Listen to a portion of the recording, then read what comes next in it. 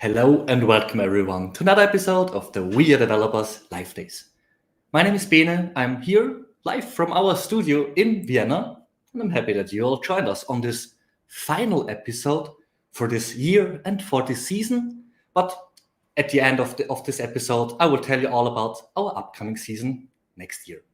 So, and before we start with this final episode, quick reminder, our World Congress is back as an in-person event 17th to 19th of July 2024, that is, in Berlin.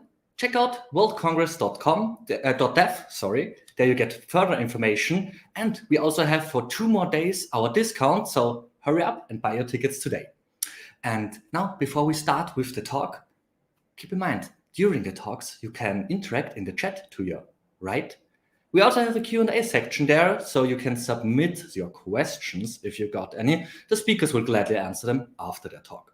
But during these interactions, as usual, please be nice to each other and respect each other, as we have a code of conduct. Here's a short video about it.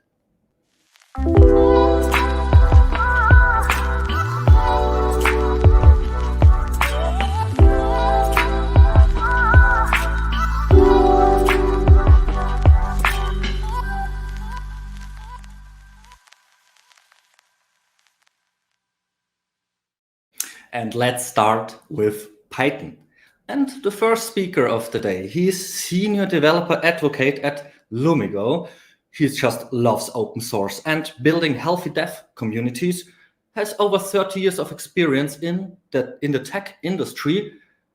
Hopefully his Lambda is okay. And before you ask, yes, that's his legal name. Welcome, Developer Steve. Hello, thanks for having me. So amazing to be here. Oh, I can't do thumbs up. We'll talk about that in a moment. But thanks for having me. So great to be here again. Let's keep the thumbs up thingy a secret for now. Maybe we can talk about it in the Q&A. So yes, Steve, thanks so much for joining again from far Australia. So good evening to you first. And second, before we start with your talk, would you mind sharing a bit with us what we're going to learn from you today? We're going to be playing, hopefully, I shouldn't jinx it, but hopefully we will be playing with some containerized Kafka and, well, Python, a Flask Python app, because I love Flask in the Python universe. It's always my favorite go-to web server. I mean, I like Django too, but Flask is one of my favorites. And so we're going to be looking at ways to debug and also to run Kafka at scale. Hopefully everything goes to plan. There's a couple nuances to the demo, and I did have some tech fails, so we should be fine. Yeah, very much looking forward to this, Steve. Sounds like a project of heart, so I would say I don't steal any more of your time. See you after the talk. Awesome, thank you. I can't do any thumbs up. Stay tuned at the end to find out why. But so amazing to be here. Please, as we go along, put any questions, comments, and emojis into the chat, especially the emoji part. But please feel free for questions and comments. I'll be a few screens away most of the time, but then I'll switch back and have a look at those questions as we go. Or we'll just get to the end because sometimes I get a little bit carried away. And we do have a whole bunch of demos planned. We're going to have loads of fun doing Node.js demos. I'm joking. Got your attention. See, I was planning to do a thumbs up there, but I can't. We'll find out why. But anyway, please, again, put any questions, comments, and emojis into the chat as we go.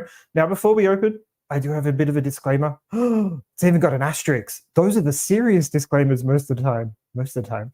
But I love doing tech jokes. I have a whole bunch of these. So these are open sourced, as is all good things. So please contribute to it and share it around, because that's the open source way. You can also make these jokes better. So no matter how hard you facepalm, you can totally make them better. Anyway, why was the keyboard tired?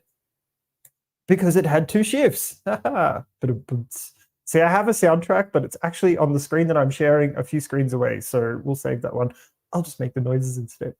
Hello, my name is Developer Steve. Actually, legally, that is my legal middle name. And I recently just came back from AWS reInvent. And that was my first time traveling with my legal name. And surprisingly, I didn't get pulled up too much because it is actually my passport. Whole bunch of stories right there. But I've been a developer advocate for many years now, actually over 10 years, and been building apps longer than I can remember, tinkering away, pulling things apart and putting things back together again. More recently, among the many other side projects that I'm working on, I've been playing around with some SpaceX Swarm cards. So I actually have some fun talks planned for that next year. So stay tuned. But also, I'm about to take them into the Australian outback desert, into the really, really arid part, because I live out in the country areas, to do some testing with them, because we need to be in a very remote location to test that stuff. Anyway, no spoilers. 2024, it's almost upon us. Like I said, I live in the country. Let's just skip forward. There we go. So we swapped city landscapes for country places a little while ago. So connectivity is super important out here, as you can imagine. We grow our own food, and those are our horses. And like Bene said at the start, we have livestock, including this one. His name is Lambda. He's actually not really a lambda anymore, but I've always wanted to call a lamb Lambda. So anyway, maybe I can call him Ramda now. No, it doesn't quite work. We'll workshop that one. Anyway, this is Lambda the lamb, one of our menagerie. And most importantly, he has a name, so he's not food. That's the golden rule out here. But anyway, we're not here to talk about that today. Well, we kind of are. There'll be a little bit later on. You'll see more Lambda. And again, if you want to see some fun livestock videos, pictures, 360 footage sometimes, feel free to connect. Always looking to connect to people on social media, on socials. So I am at Developer Steve pretty much everywhere, except Twitch. I'm developer_Steve there. But anyway, pretty much most places. So always keen to connect and geek out with people, because that's what it's about, and it's always fun to do that. Anyway, we're here today to talk about Kafka. So that for those that aren't familiar with it, it's really handy, almost like the glue inside your architecture, or can be the glue inside your architecture, because it helps bind together all the different aspects of your application, especially through distributed services, which we're going to be looking at a little bit today. It's been around a little while. It was developed by LinkedIn 2011, and became a open source project not long thereafter, and graduated from the Apache Incubator program in 2012. The fact that it's still around after all that time and has managed to last the test of tech time, because let's face it, a year in tech terms these days is pretty much, it feels like 10 years, right? I know I can attest to that. Been doing it a little while. But the fact that it's still around kind of sings its praises, not only for the community behind it that helps build it out and does all the amazing work that they do. And if you are using it, please contribute where you can, even if it's just to the docs, because that's one of the reasons why it's still been able to be around so long, is because we can all contribute and help make it better and help the ecosystem keep thriving. Kafka, like I was saying, has many, many, many uses. We're going to be looking at a couple of architecture diagrams over the next few slides, but I'll try to keep it fun and interesting. Particularly on the user case side of things, it's very, very versatile. So Netflix, for example, and you can imagine the amount of traffic they handle. Actually, there's spoilers. No spoilers. Netflix uses Kafka to do real-time analytics while you're watching shows or even browsing through their show catalogs. They use it as part of their core infrastructure. And I've always been fascinated with the architecture behind Netflix, because literally it is a whole suite of, it's heavy lifting architecture when you see behind the scenes There's some really good talks and blogs floating around dev.to, etc., that I would recommend reading because they talk a whole bunch about it. And yeah, we've got a really complex one coming up. But anyway, we'll get into that. And of course, the slide on screen is from Uber. So Uber's been using Kafka for a while to gather taxi and user and trip data in near real time. I say near real time because there's a use case that I discovered recently for Kafka that really, really intrigued me, especially as someone that's, well, I'm building out a little bit of a smart house. Actually, I don't even know if my smart house is ever going to be finished because it's one of those geeky projects you just keep adding to. Anyway, I digress. And that's probably a talk for next year. But British Gas has been using it as using Kafka at the core of their smart home deployment for some time now. So, and it provides real-time analytics and also predictive maintenance as part of their platform. LinkedIn, another last use case, but LinkedIn also uses, I actually didn't know this until recent as well, but they use Kafka to prevent scam and also to do that recommendation thing you see pop up where it's like, you might know these people. That's all run through their Kafka deployment. Now, I'm going to circle back slightly for the smart home discussion because when I saw that, I was like, but wait, what's the difference between Kafka and MQTT? Now, like I said, I have a pretty sizable smart house deployment. So to give you an idea how big it is, I deployed my 150-second device into the house recently and realized I might have a bit of a problem with my smart house. I keep adding devices to it. It's so easy to do. You just get the thing. Anyway, it's a whole other talk. Oh, see, that was my smart house thing because, I mean, that's the dream, right? You just wake up and everything happens and there's robots and doing all the things. Anyway, for those who aren't familiar, MQTT is a very lightweight, it's kind of similar to Kafka. It's a very lightweight messaging protocol, network, app, or method to be able to talk from. I normally have, actually, here's one here. Just happen to have one lying around. So this is a SpaceX dev card. Actually, you can, you can use MQTT with this. But anyway, to communicate with this type of thing to your server in a very light packet exchange sort of way. The header on the packet exchange is very, very tiny. Essentially, MQTT was originally developed by IBM to be able to talk from oil pipeline monitoring devices into via satellite in space and then back to their home base. So MQTT, very similar to Kafka. The difference is latency. So Kafka has very low latency but very rich packet exchange information. So the body messages that they can store can be a lot more complex than MQTT, but MQTT has a lot less throughput, so it's a lot faster, a lot quicker. The other difference between the two is memory. So MQTT, very forgetful, whereas Kafka, not so much forgetful. Anyway, there you go. But of course, today we're here to talk about the amazing world of Kafka and Python.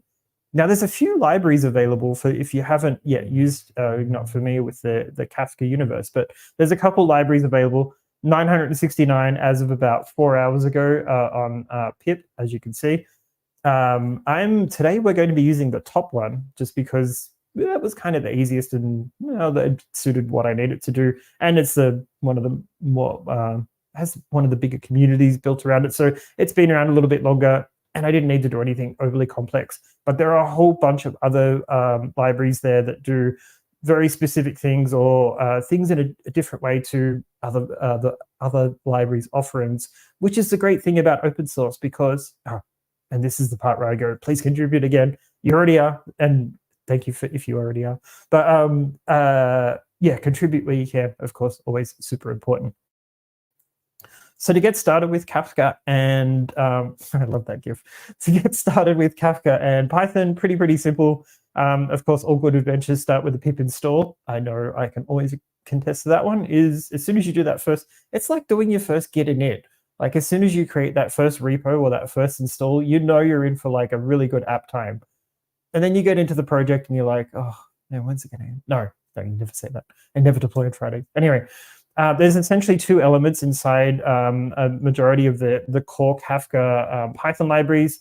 So you're going to be doing a producer, so some a function or service that basically produces a message to go into the Kafka messaging queue, and then a consumer, and that looks something like that in its more base format. Is you literally just creating like a basic function service that can put a message into a broker queue and then a consumer, of course, which is able to read that message and do something. So if you think about, which looks something like that, if you think about a basic application, actually that's what we're going to be looking at today.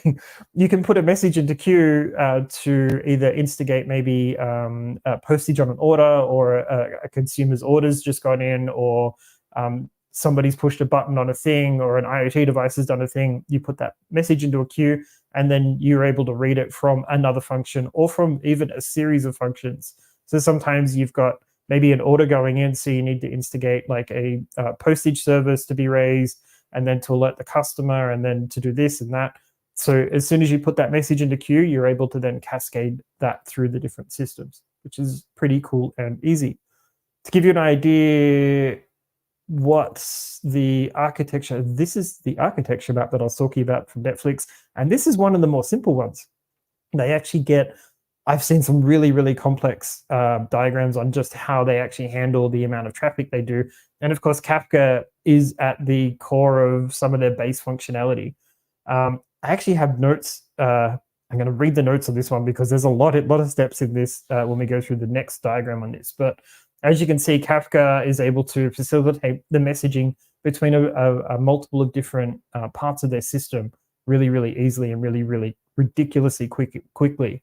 Now, you've got to remember too, with this type of architecture approach, is this is literally operating at the speed of a button push. So when you find that show you want to watch and you hit play, this entire system then comes to life and starts sending messages around to be able to talk about recommendations, like what to watch next, what you're already watching, how much of it you've watched, et cetera, et cetera. Like, it's really, really busy.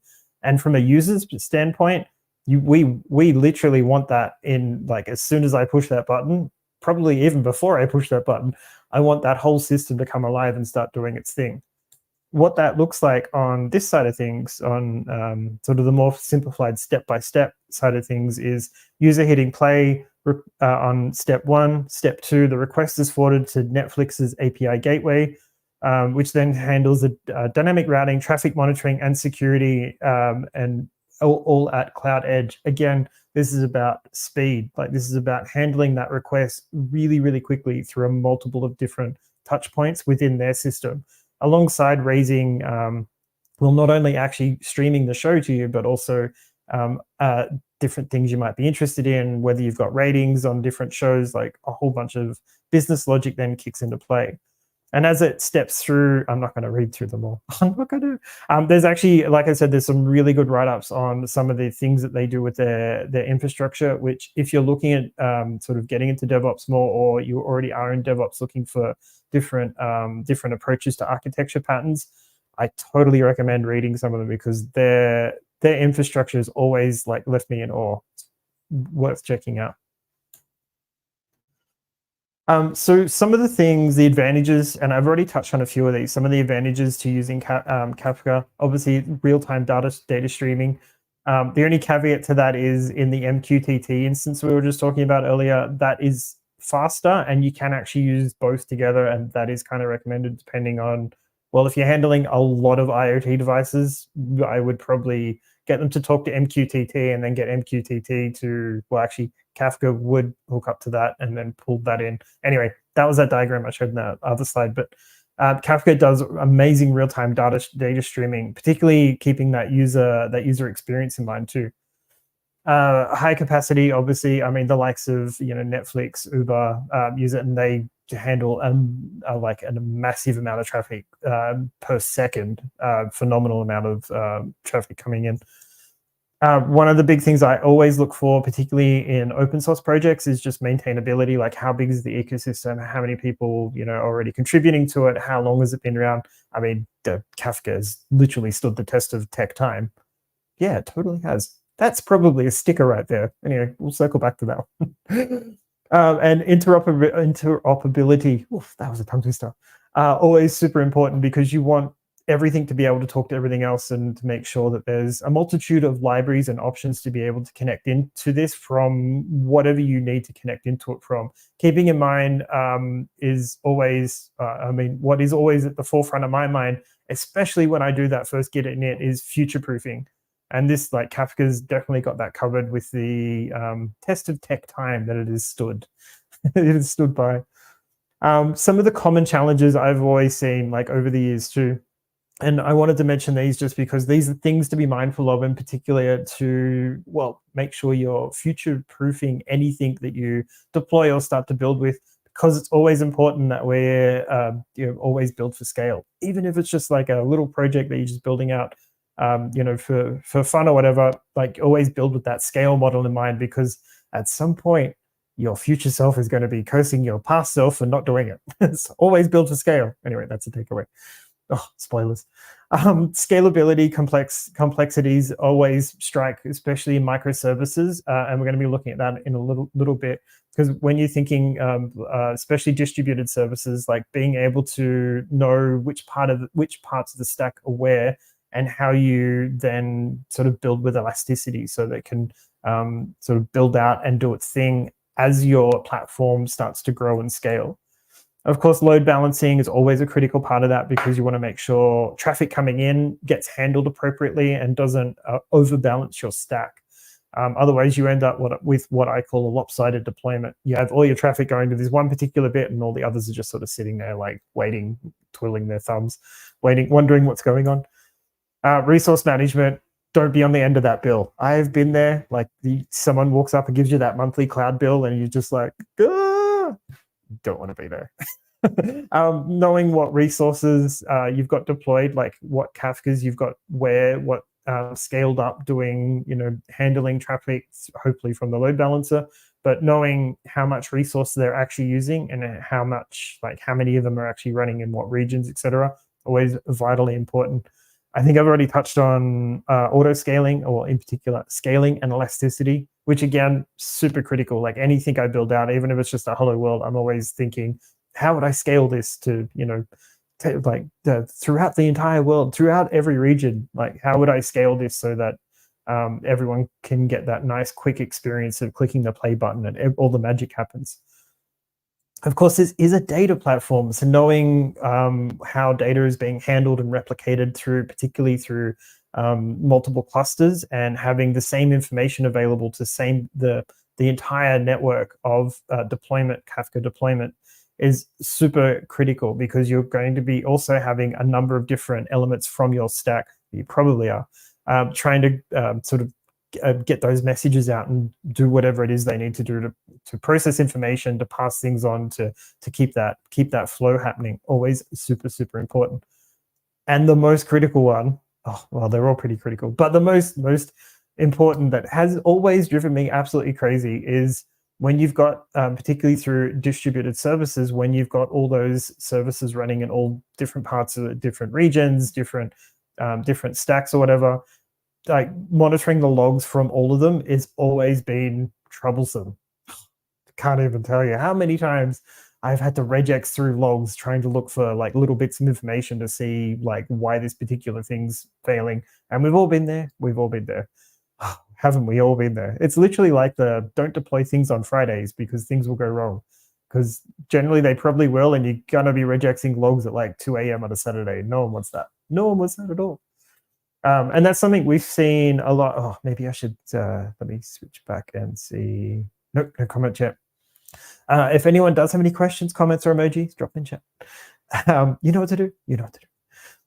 So with, and that's something we're seeing as the industry has matured more, particularly with the cloud approach to cloud native, is we now see a multitude of these services that are now being built into application flows. So you think like that one container, or that one Lambda deployment, or that one piece of your application deployed on that one particular part of the cloud is then connected through to like SNS, SQS, or a variety of different messaging services with subsequent parts of the application then also distributed throughout a cloud or throughout your own infrastructure.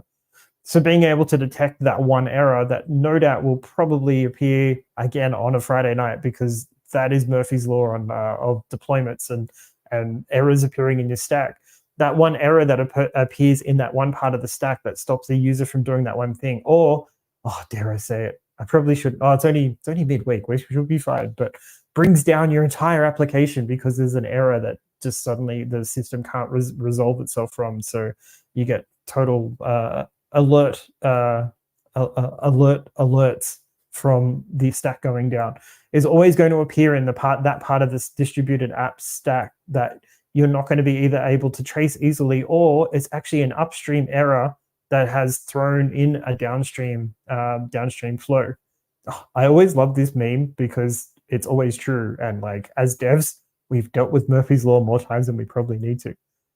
And so this is where, and this is becoming more and more commonplace as the wider tech industry has been adopting it, but distributed tracing is able to make sense of not only that but a whole distributed application flow, but it's able to place that error inside the flow so that you can look at it very clearly and very easily and understand what's going on, which is great because I'm not a lazy dev, but I just hate regexing logs. Done it so many times. This removes the need to do that because you're able to see that nice, clear story and be able to work out where the issue has occurred and then trace back through the upstream to identify where a variable might be missing, or there's a service that may have failed, or there's a Kafka not running, there's a Kafka cluster not running, or data hasn't been replicated across the stack correctly.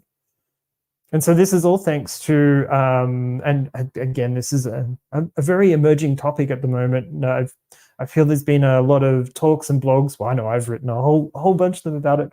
Again, as a developer, like I really love OpenTelemetry because it means, well, not that I don't like regexing logs, it's just it makes a nice, very easy to understand story from my distributed applications so that, well, I can trace through and see what's going on inside the stack a bit easier.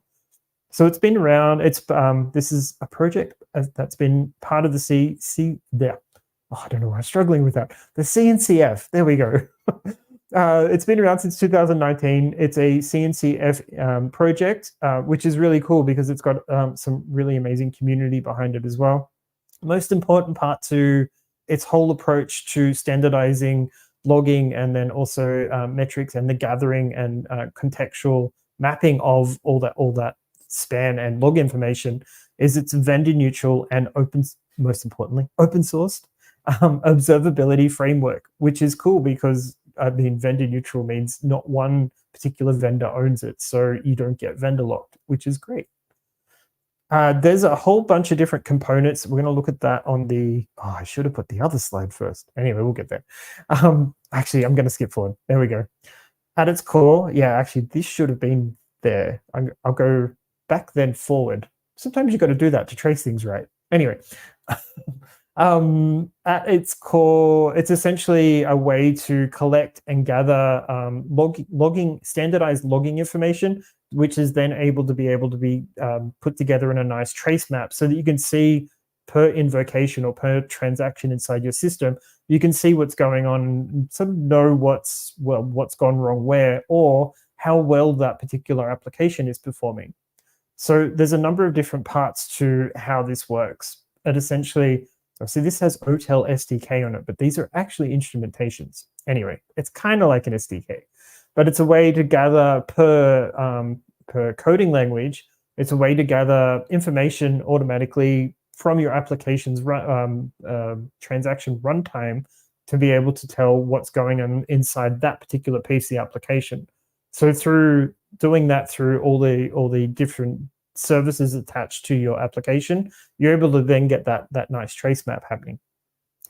I'm also going to mention just lightly here, just quickly, please contribute. Please contribute. Particularly this community, for example, the OpenTelemetry community, each one of these is a little subset community, which then supports different language types. So Go, for example, is an almost finalized instrumentation. At least it was when I checked it a few days ago. The only last part to get working on that, I think it's still in a beta phase from memory, is the logging. There's a certain aspect to the logs that it collates on the instrumentation side, on the application side or the container side, and then sends stuff over. So all these different language communities always looking for people to get involved. So if you're using it and you can contribute, please do. Oh, I just realized I just did a thumbs up. Oh, hopefully they didn't mess my camera. And so this is where I was going to talk. That's right. So The only caveat to this, while it standardizes the approach to the collection of logs and gathering of information through that trace data mapping, the only complexity is, while it's all open source, is it can be a little bit complex to run because you need to run a multiple of different factors to be able to get it to work normally. So the collector, for example, you have to have a collector running, and usually it's done through the likes of there's Prometheus, for example, which can gather logging information and store that, which is then mappable and accessible once you've got the instrumentation deployed inside your application, et cetera, et cetera, et cetera. There's a few complexities still to getting it working, and this is still an emerging project as part of the CNCF. So it's a work in progress. But what we do at Lamigo is simplify all that with what we call one-click OpenTelemetry, because as a dev, I don't want to run all that infrastructure because I just want to deploy my thing and build my app and make my app better and write more code and find bugs. Well, yeah. Well, sometimes they find me. Sometimes. Anyway, what we do, so this is for the Kubernetes operator, and we're going to be looking at containerized demo shortly. I'm hopefully going to work. But anyway, no, it'll totally, Jedi, it'll totally work. What we're going to do, well, the way we do that with Kubernetes, for example, the best part with all this, no code changes. I'll show you how. So on Kubernetes, for those that are Kubernetes, actually, if you like using Kubernetes, please drop it in the chat, because I actually don't mind it sometimes. I would switch to my This Is Fine Kubernetes scene right now, but I got to switch screens. Anyway, on Kubernetes, we deploy that through a Helm operator. So you just, not a Helm operator, a Kubernetes operator deployed through Helm. There we go. Oh, it's been really hot here the last few days. My brain's a bit fried. You can verify the operator is running. You get your Lamigo token. Mine is actually not developer Steve, but I just did that to hide mine. Aha. Get your Lamigo operator, Lamigo operator. Well, it is Lamigo operator, but you get your Lamigo token and store that in a secret inside a CID and namespace. We reference it inside the CID, and that's it. What happens then is when the operator is running, the Kubernetes operator automatically detects within that namespace any language pods you deploy, and automatically grabs the instrumentation it needs to be able to monitor that part of the application. So you don't have to do anything beyond that. That is literally it. That's the easiest thing I have ever deployed to Kubernetes ever, and I can say that quite happily. There's many times I could say that, but yeah, that's the one thing I love about this is I don't have to change my code. I can literally just deploy. And on other containerized environments, it's kind of similar too. Oh no, I've got 2 logos there, which I shouldn't mention on Python Day. Incidentally, happy Python Day, everyone. Wait, now I'm going to do it. Hopefully that just did fireworks. Happy Python Day. I'll wait for my video to recover. Anyway, you with on pure containers, so via ECS or Docker, which is what we're going to be looking at today, you install the required runtime distribution. So in this case, Python. You grab your Lamigo token. By install, I mean, actually, we're going to look at that. But you just install as part of your containerized deployment. So if you're in Docker, you just add install the distro for Python. We can look at it in the demo part anyway, but I've got it running. You then need to set 3 environmental variables. And again, you won't need any code changes with this at all, but you set the OpenTelemetry service name, just so when the tracing happens, it's got a nice name for you to recognize when you're looking at the traces. You grab the tracer token again, just so it knows where to send all the information, all the span information into what account. And you set a language runtime environmental variable to instigate the instrumentation library that you install. And again, we'll look at this in the demo time. I'm going to mention Lambda here too, but I'm not using a Lambda here today. But on Lambda, it's even easier because all you have to do is it's a Lambda layer that gets deployed, and then you can set an environmental variable which will automatically trace functions. So you set that at the Lambda function level, or you can go into the UI and flick a switch on, and it will automatically then keep tracing from there on in. Either will work just fine. And actually, that's kind of it. There's literally a button you click, and then a CloudFormation and an IAM, and that's kind of it for Lambda. So again, the purpose with these is to give you the benefits of OpenTelemetry and that distributed tracing trace as part of your application, but no code changes. And that's the bit I like. Anyway, on that note, I think we should do the demo. I got a couple slides talking about the demo, and then we'll do the demo. This is unrelated to completely anything. Actually, it's not, because I'm about to do this, but I saw this meme recently and I kind of really liked it. And I'd like, you'll probably see me doing it. And we all do it too, you know, when you're going through the CLI and you're like, well, I could type that thing again that I need to do, but I could hit up like 3 times, maybe 13 times, and then find the function that I need and just hit it. So anyway, so the demo we're about to look at comes in 2 parts. And what I call the containery bit, which is the bit with the Kafkas in it. I'm going to deploy 3 Kafkas as part of a Docker network, and also going to be using the Lamigo Java tracer as part of that too. So that's actually part of the Docker Compose, which we'll look at in a sec. To do that, I'm going to create a Kafka network, essentially. And I'm not going to go through the entire Compose file, but I do have a blog post right up on this, and I am pretty sure I remember putting it into a GitHub repo. But if not, it is definitely on a blog post if you want to check it out for yourself. But we'll also poke through it a little bit there too. So I have 3 of these. We'll go through it. We'll have a quick look through the file when we get to it, because I've got it open. Anyway, and then we Docker Compose up, because Docker Compose is super, super easy. But of course, this is Python day, so there's also a Python-y bit. And I am using Flask. Now, I do really like Flask. Like, Flask is one of my favorite light libraries to use for Python apps, building out Python apps, just because it's super quick, super easy. It does the job. You can build out like prototype APIs really, really, really quickly and really, really easy. And of course, I'm using Kafka library as well. So the script I'm using looks something similar to that. Again, with this particular library, there's a producer and a consumer. And I was feeling really, I don't want to say lazy, but I'm going to say lazy. So I put it all into one file so that I produce and also consume through the same file. But we'll look at that one in a sec. Actually, there's some fun trace data that comes out of this, because I was playing with it again earlier just to make sure my demo worked. It does. Well, it did then. Hopefully it still does. Fingers crossed. The other thing to note in here too is, and in the Docker Compose, because of the way I've named the containers that we'll deploy, is I'm referencing those as the broker addresses as part of the deployment. As you can see in the top line, where it's got the array with, the dictionary with broker addresses in it as well. And I mean, I'm being really creative with the topic, because it's literally just test topic, but it works.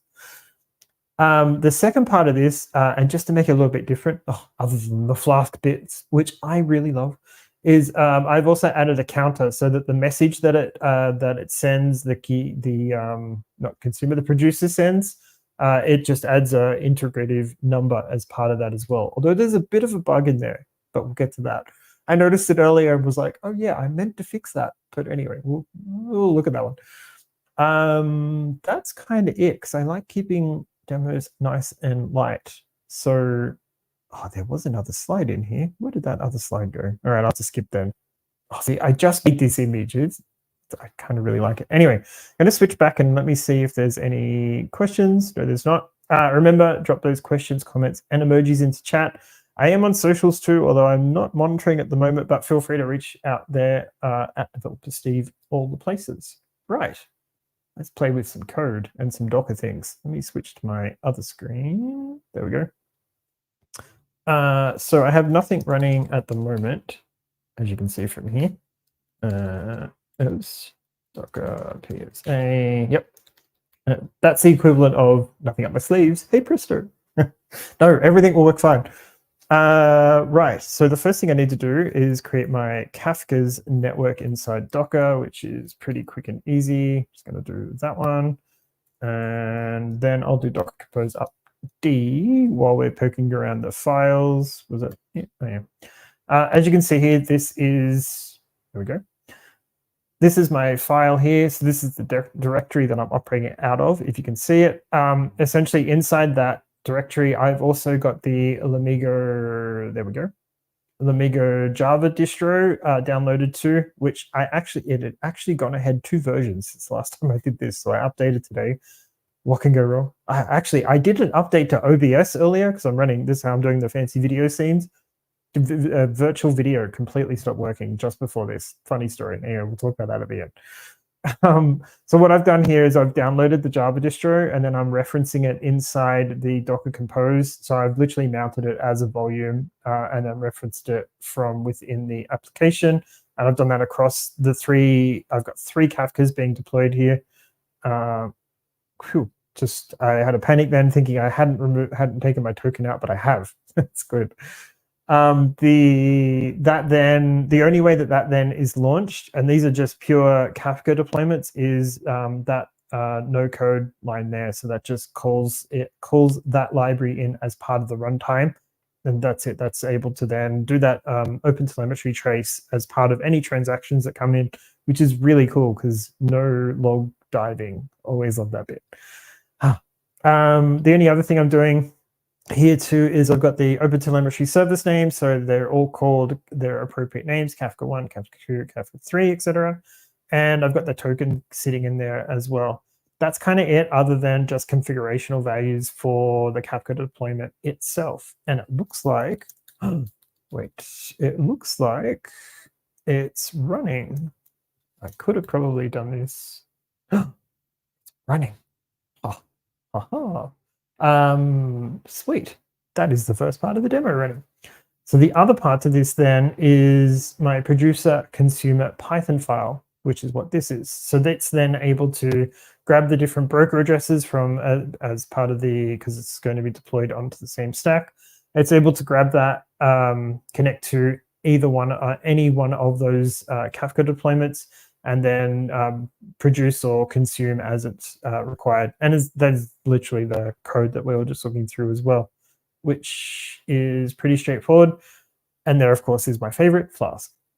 Inside the Docker file for that, oops, that was concerning. My system was a bit pausy there.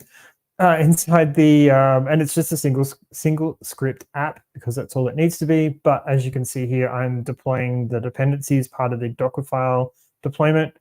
So I've got the Kafka Python, I'm using Flask, and of course I've got Lamigo on there too. But notice there's no Lamigo referenced inside the Python file because I don't need to.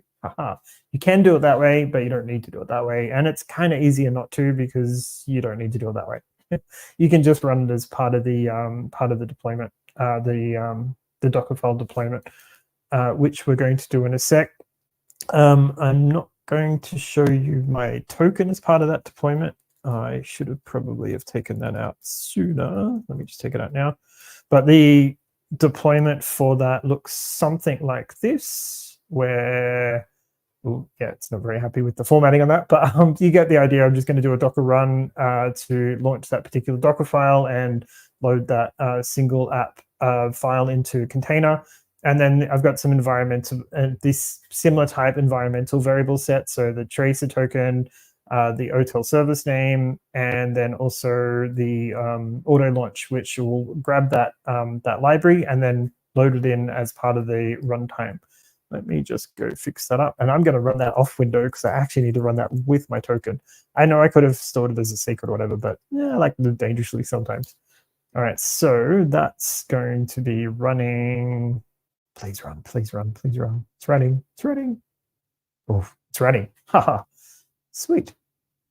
So that is now running, which means we can test it. I'm going to switch this on. Actually, let's pull that out there. And then all going well. Uh-oh. Dum-bum. Is that the right? Why is that not working? Oh, I swear this worked in testing. Uh-oh. Wow. Oh, it just started working. Why did that take so long? Huh, I can see the request come in. Luckily, we have a troubleshooting tool to be able to look at this. Something is broken. Anyway, I do have backup. Generator already executing. Well, that's not great.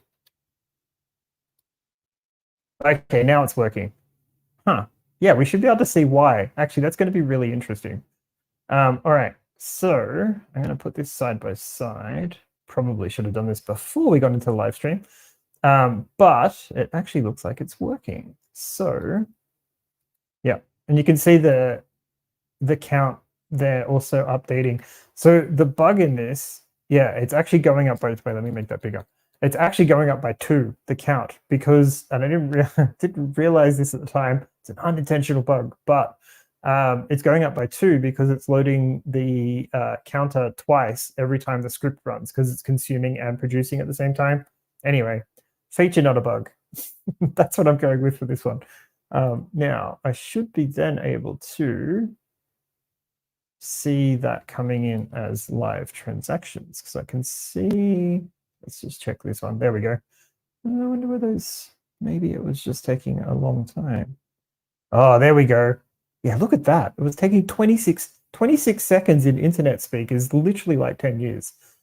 Yeah, okay. I think my system's a little unhappy, but I could be wrong. Anyway, there we go. I actually discovered it. And so this is really handy for identifying that, though, because you can see the runtimes on your actual code and know like which part of, yeah, let's go have a look, because I'm curious now as to see what was actually, so you can see there's two invocations there, and that's because it's consuming and producing at the same time. So we should be able to, yeah, test topic send and test topic receive. So this is correct. And you can see there, like it's got a Python Flask going through to a Kafka, which it's doing it's doing fine. I was looking to see, let's see which one, what was actually taking so long. Ah, there we go. Yeah, it was the receiver by the looks of it. Yeah, it was the receiver not receiving for some reason. Anyway, it looks like it's working now. Pretty sure if I go back to transactions, I should be able to see that, not transaction, Lifetime. I'll see that come in a lot quicker. Yeah, I think my system might be melting. So it's been really hot this week in my end of the world. So my computer's a little unhappy at the moment. Anyway, that seems to be running now. But what I like here, and you can see from those traces that are coming in that are working. Also, yay, my demo worked. It's a bit touch and go there for a while. You're able to trace through the various bits of the application, of your application's transactions and inner workings really, really easily. And what I love here is, particularly with Kafka, is you get all the messaging information coming in while it's doing its messaging as part of that trace. One thing I was going to point out on that is with the tracer particular tracer that I'm using. Where did my window go? Oh, there it is. We actually have a different level, more integrated reporting on particular third-party libraries within the Python. Yeah, this is one. Within Python's package ecosystem. So Boto Core, for example, and Django, Flask, and Kafka Python, we're able to grab extra information like that package payload to be able to surface that inside the trace data. So you don't have to go picking through logs to see it. You can literally see through each step as it's happening. Probably where that becomes, here we go, where that comes a lot more handy, a lot more useful, is in more complex architectural deployments like this one, for example. I love these. There we go. Where you see these errors appear as part of the invocation, but like right down the very bottom of the trace view. So here you've got a type error, can't read unicorn, which is actually being surfaced at the very top of this particular trace stack. Spoilers, this is one I know quite well. This is where that comes in handy, though, because you can see the incoming payload data into the very first invocation, part of the invocation trace, and know that that's an issue happening in the upstream. But the error itself is occurring in the downstream because that's the first place inside your application it's trying to do something with that particular variable type, which is really cool because, again, when you run into that, Murphy's Law Friday night scenario of deployed application throwing in the towel for the day, you're able to trace it really, really easily, really quickly, and more importantly, get back to bed because we've all been there. There was something else I was going to mention there as well, but I can't think of it, so it mustn't be. I'm going to shut down that app because my system is a bit unhappy. Anyway, Yay, the demo worked. I just got a few more slides, and then I'll switch back to the main window. I'm going to have to go. All right, do it that way. Yeah, so that was the demo, and yay, it worked. Oh, I just did thumbs up again. Can't turn that.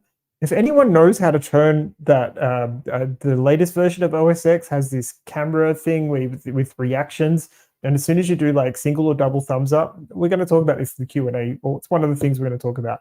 If anyone knows how to like remove it completely from Mac, the latest version of Mac, please reach out and let me know, because I have tried tweeting them and they still don't respond, and they're not going to remove it. Seemingly a lot of people have the same problem. Anyway, some takeaways other than let's remove the video thing from Mac. Always remember, build for scale. Like even just in that early stage, that little prototype side project you're doing, always build with an idea of building out and scaling that project if you ever need to, and hopefully you do, because that is a whole nice problem to have. Of course, OpenTelemetry saved you delving through logs, and it helps make sense of your invocation data and your transactions. Always contribute to open source. I think I said that a few times in this one. I couldn't remember, but please, if you aren't yet, please do. And if you already are, thank you. I would do the thumbs up here, but it's going to throw fireworks again. That's a weird problem to have. And monitor and trace everything, apps, containers, services, and everything and anything you possibly can, just to know what's going on inside your stack.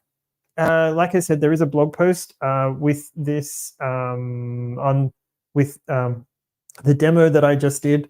There is a blog post right up, and actually a whole bunch of others, including a whole bunch more on Kafka. And we just got back from reInvent too, so there's a whole bunch of recap stuff on that. Actually, we have a really fun announcement coming out in the next 6 hours, so stay tuned. And just lastly, please remember to always use your tech superpowers for good, and always remember to be excellent to each other. And cue the picture of Lambda. See, one of us got more heavy. This was an old photo. One of us got more heavy in this photo. It actually wasn't me. I can't pick him up anymore. He's really, really heavy.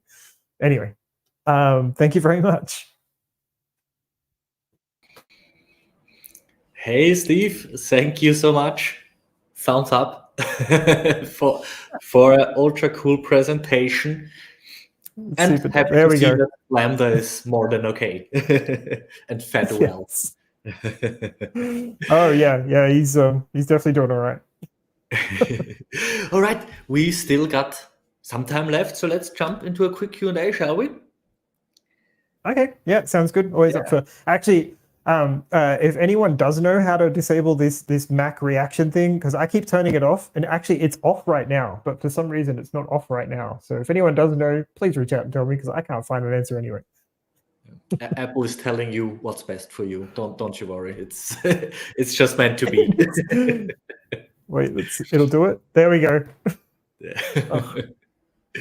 All right, then let's start with the first question. I would say, can you tell your experience of using Kafka Python package, and if you used any other like Confluent Kafka?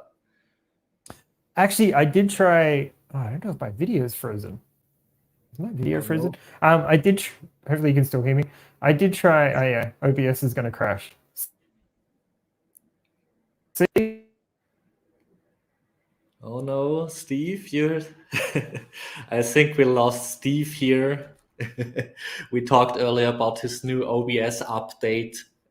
I think he fell into this trap. I would say let's rejoin him. Dum dum.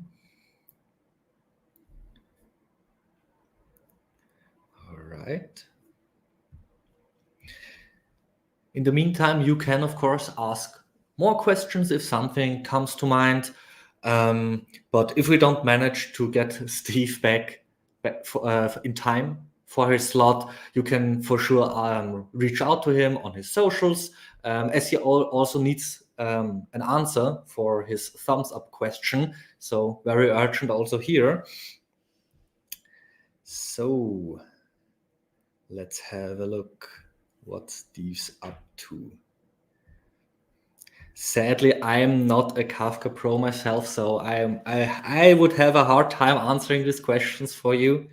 But I will just use the time also to sort them a bit so we don't miss out on any of that. So, much kudos for Steve in the chat. I see. Great presentation. All right.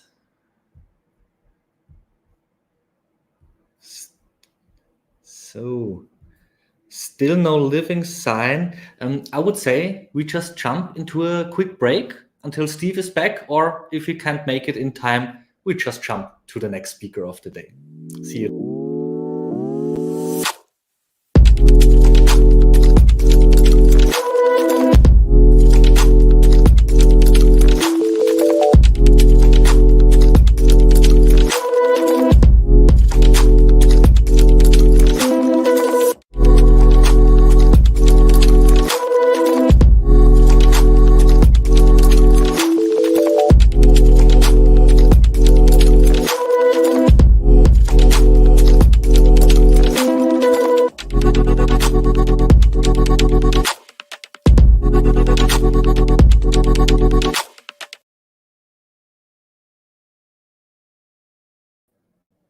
Right, we are back, and Steve is back. Hey, you're alive. Hey.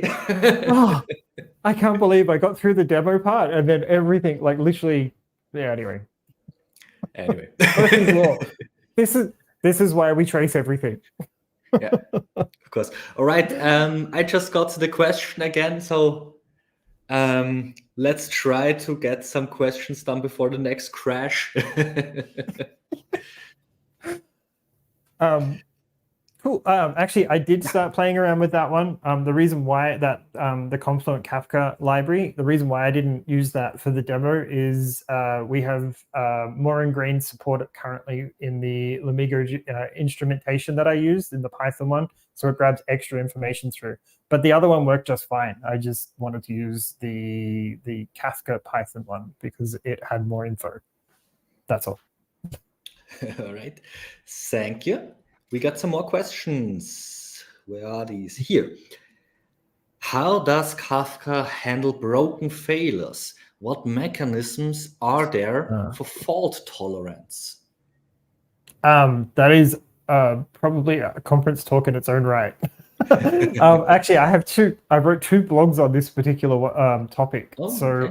There are a number of mechanisms inside Kafka itself, but depending how you're running your environment, if you're obviously running in a containerized environment, there are ways to mitigate that differently as part of the container deployment as opposed to Kafka's core itself. So Kafka does have some mechanisms in place on its own, but I mean, I always kind of opt for the containerized version of being able to detect when restarts need to happen and being able to monitor like the container health itself. So being able to see when things are taking 26 seconds or your system suddenly restarts itself when you're in the middle of a live stream, for example. Lol, too soon. Speaking of I'd much prefer. Speaking. Wait, now I get to do this. Yeah, speaking from experience here. You did this on purpose, Steve. I got you. I'm just quick up my feet sometimes. No, I would much prefer to monitor that, monitor and have redundancies and set fail safes in place at the container level than the program level, just because from a DevOps point of view, I have more control. Like I'm going to be able to make that happier, quicker. If you want to, you can send us the links to these blog articles you mentioned. Then we could post it in the chat and add it maybe to our recap mail also. Oh, perfect. I can't do more resources. Perfect. Yes. Awesome. I'll send them. Oops. Yeah, my system is really unhappy.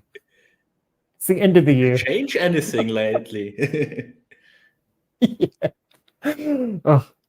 Next question. Is there more? Yeah. Next question. What are the key Kafka metrics that developers should monitor for optimal performance and early issue detection? I'm going to say all of them. Also, I'll send those links because I actually talk about this in the blog post as well. But monitoring things like Kafka system health, for example, and having a regular health check, always totally vital to. Well, any container should have health checks enabled. Oh, and saying that, I probably didn't put any on the ones that I just read. Anyway, I'm going to add that for the next demo. But all containers should have a health check enabled to make sure you keep everything as sprightly as you possibly can, and to keep an eye on them when they might have some periods of downtime. But yeah, I'll send through some extra links for reading on this because that demo that I just did is part of a 3-blog series, and that 2 of the blogs talking about metrics and things to watch and things to be looking out for. And then there's a fun demo. Perfect. Thanks for answering this as well. And we have time for one more question. Let's take this one. What are your preferred tools to help with debugging Kafka effectively, especially for monitoring or streaming? That is an excellent question. I'm going to be a little bit biased here and say, well, actually, I'm not going to say Lamigo, but I am. Lamigo. But also OpenTelemetry as a whole, like its whole approach to not needing to dig through those logs is like priceless, because it means you don't have to regex anything, so which is really good. Well, there's less to regex when it comes to logging. You can still do it if you want to, but like you don't need to. So I think OpenTelemetry's kind of changed a lot in just us not having to like tail through server logs anymore, looking for that little tiny like, what is going wrong? Why is my system crashed? All that sort of thing, which is really, really handy. I like it so much so I'm actually writing a book. So I am currently 2.5 chapters into a book on OpenTelemetry. So stay tuned for that one too. Totally going to send you one from the shelf. Perfect. We will display it and we can talk about it on the next live day. I would say on the next Python live day, if you want to join us again. Because for now, sorry, we ran out of time for today. But thank you so much for the talk, Steve. It was a pleasure having you again. And let's talk about the next topic for the next Python day next year. Have a nice one. Sounds Bye. good. Thanks for having me.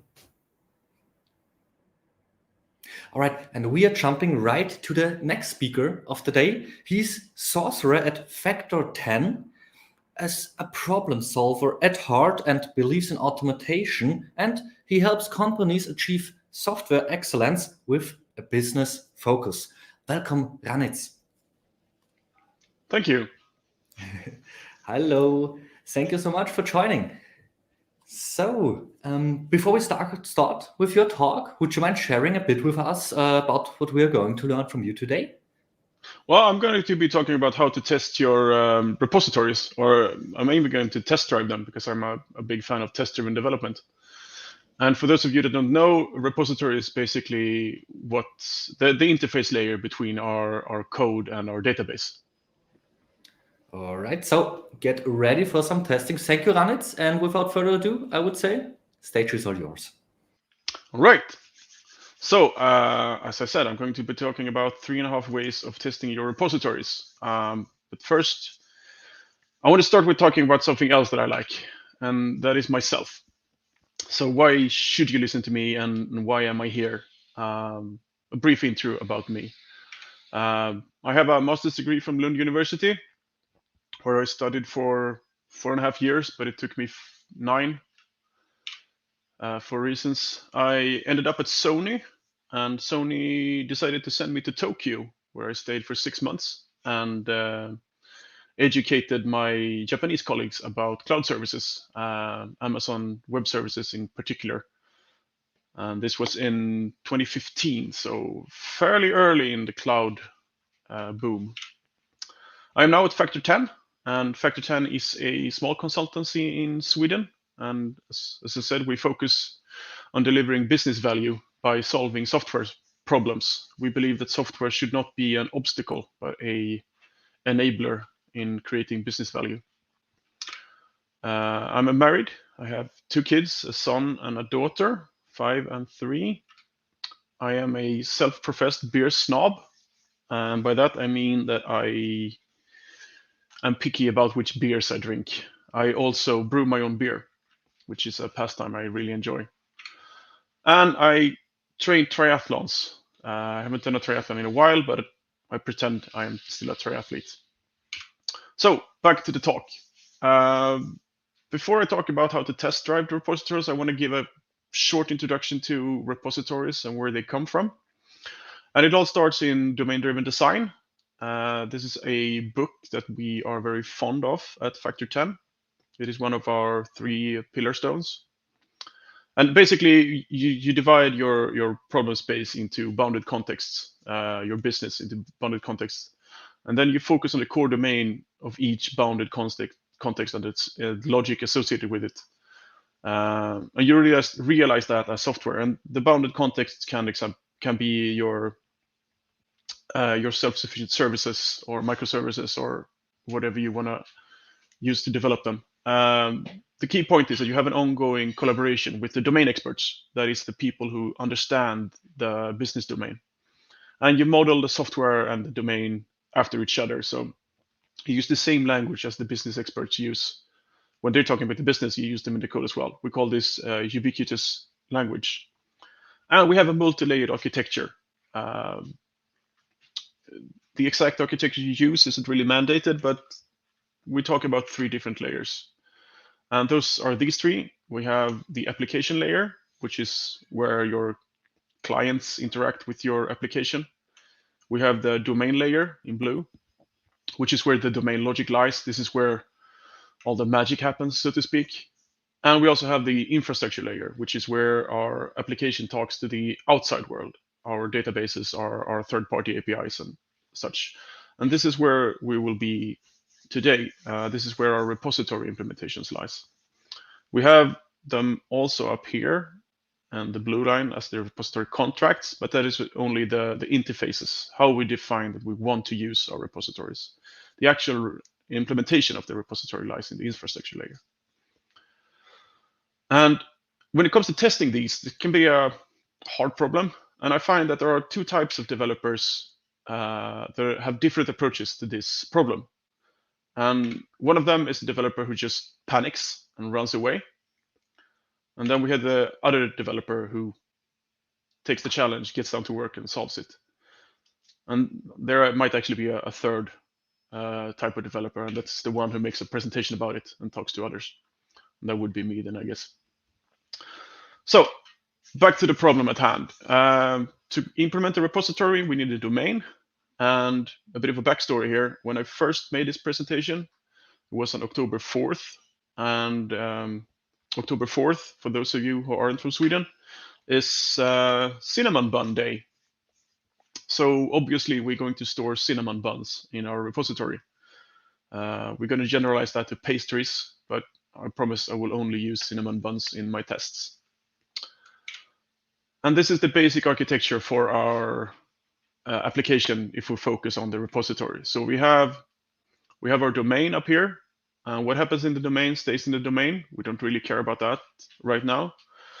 Sometime, though, during the process of our application, it calls into our pastry repository and want to store a pastry. And the pastry repository, in turn, calls some sort of backend client. This can be a SQL API or implementation.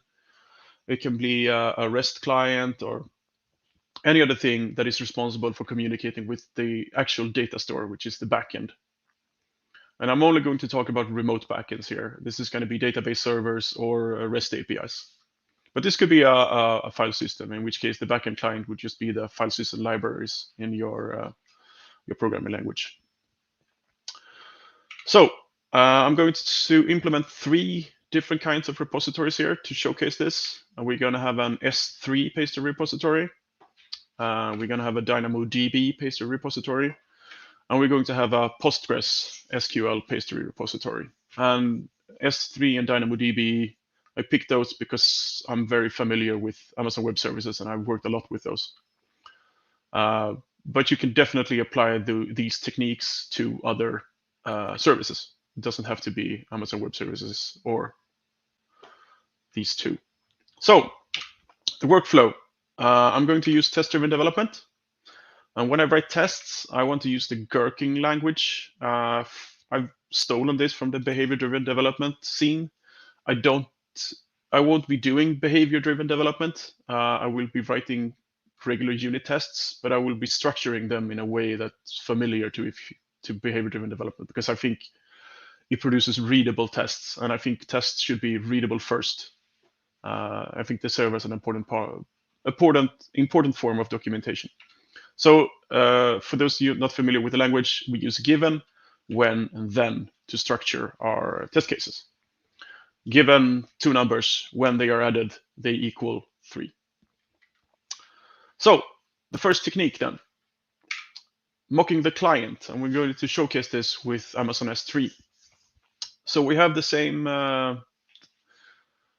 call graph here. We have our test. The test calls into our pastry repository. The pastry repository is supposed to call the backend client, but we replace the backend client with a mock object or a test double.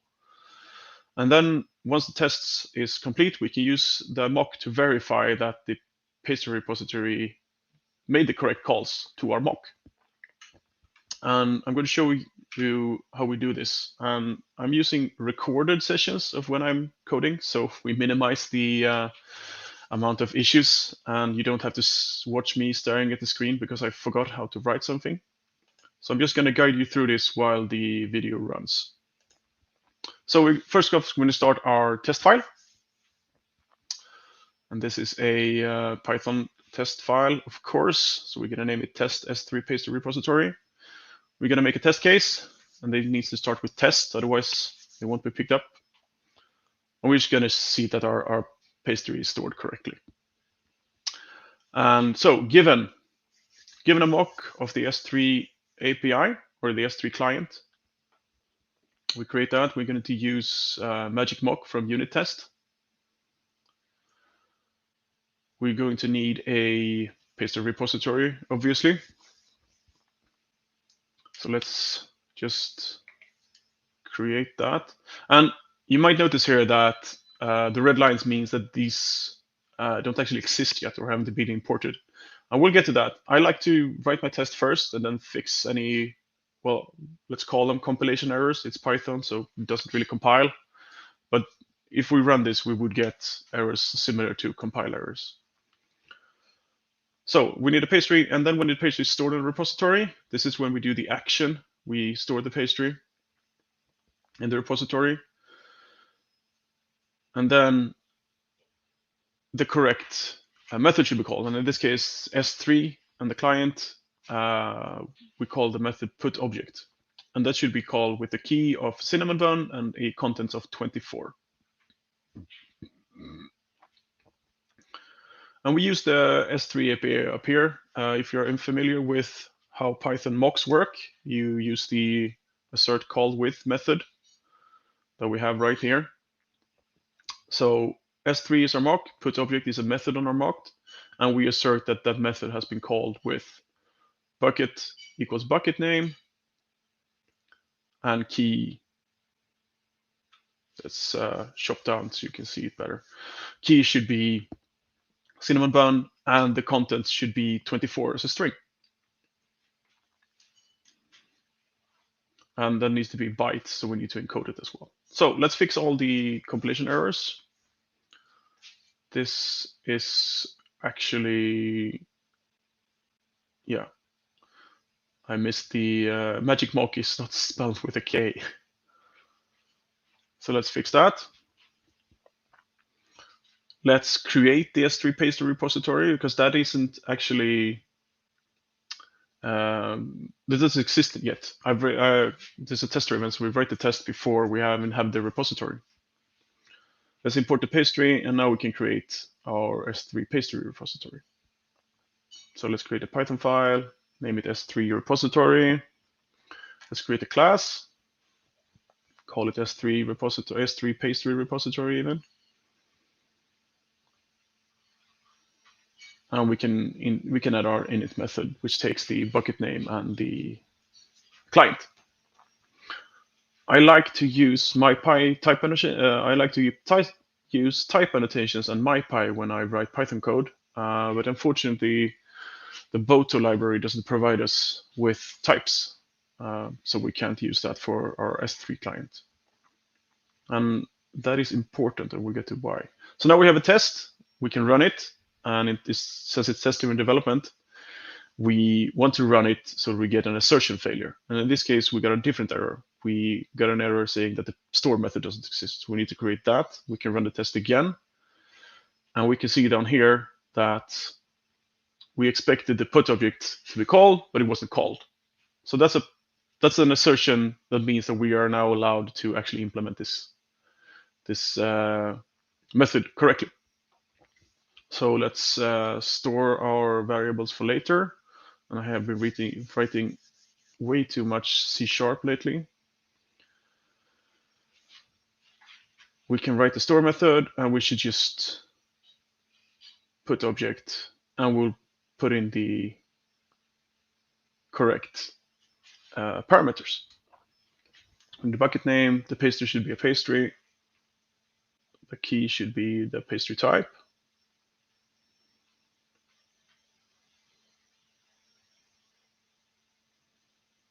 And the body should be the amount as a encoded string.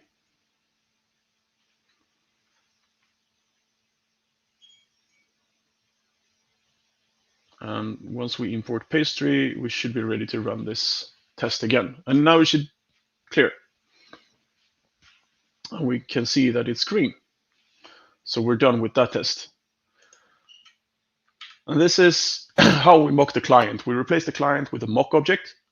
Pardon me. So the advantages of this then is really fast. Since we are actually replacing code with mocks, there's less code executed during our tests. The test setup is usually easier than other methods because you don't need to create complex dependencies. You can just create a mock. That's one line to create a mock. You can send it into whatever you're testing.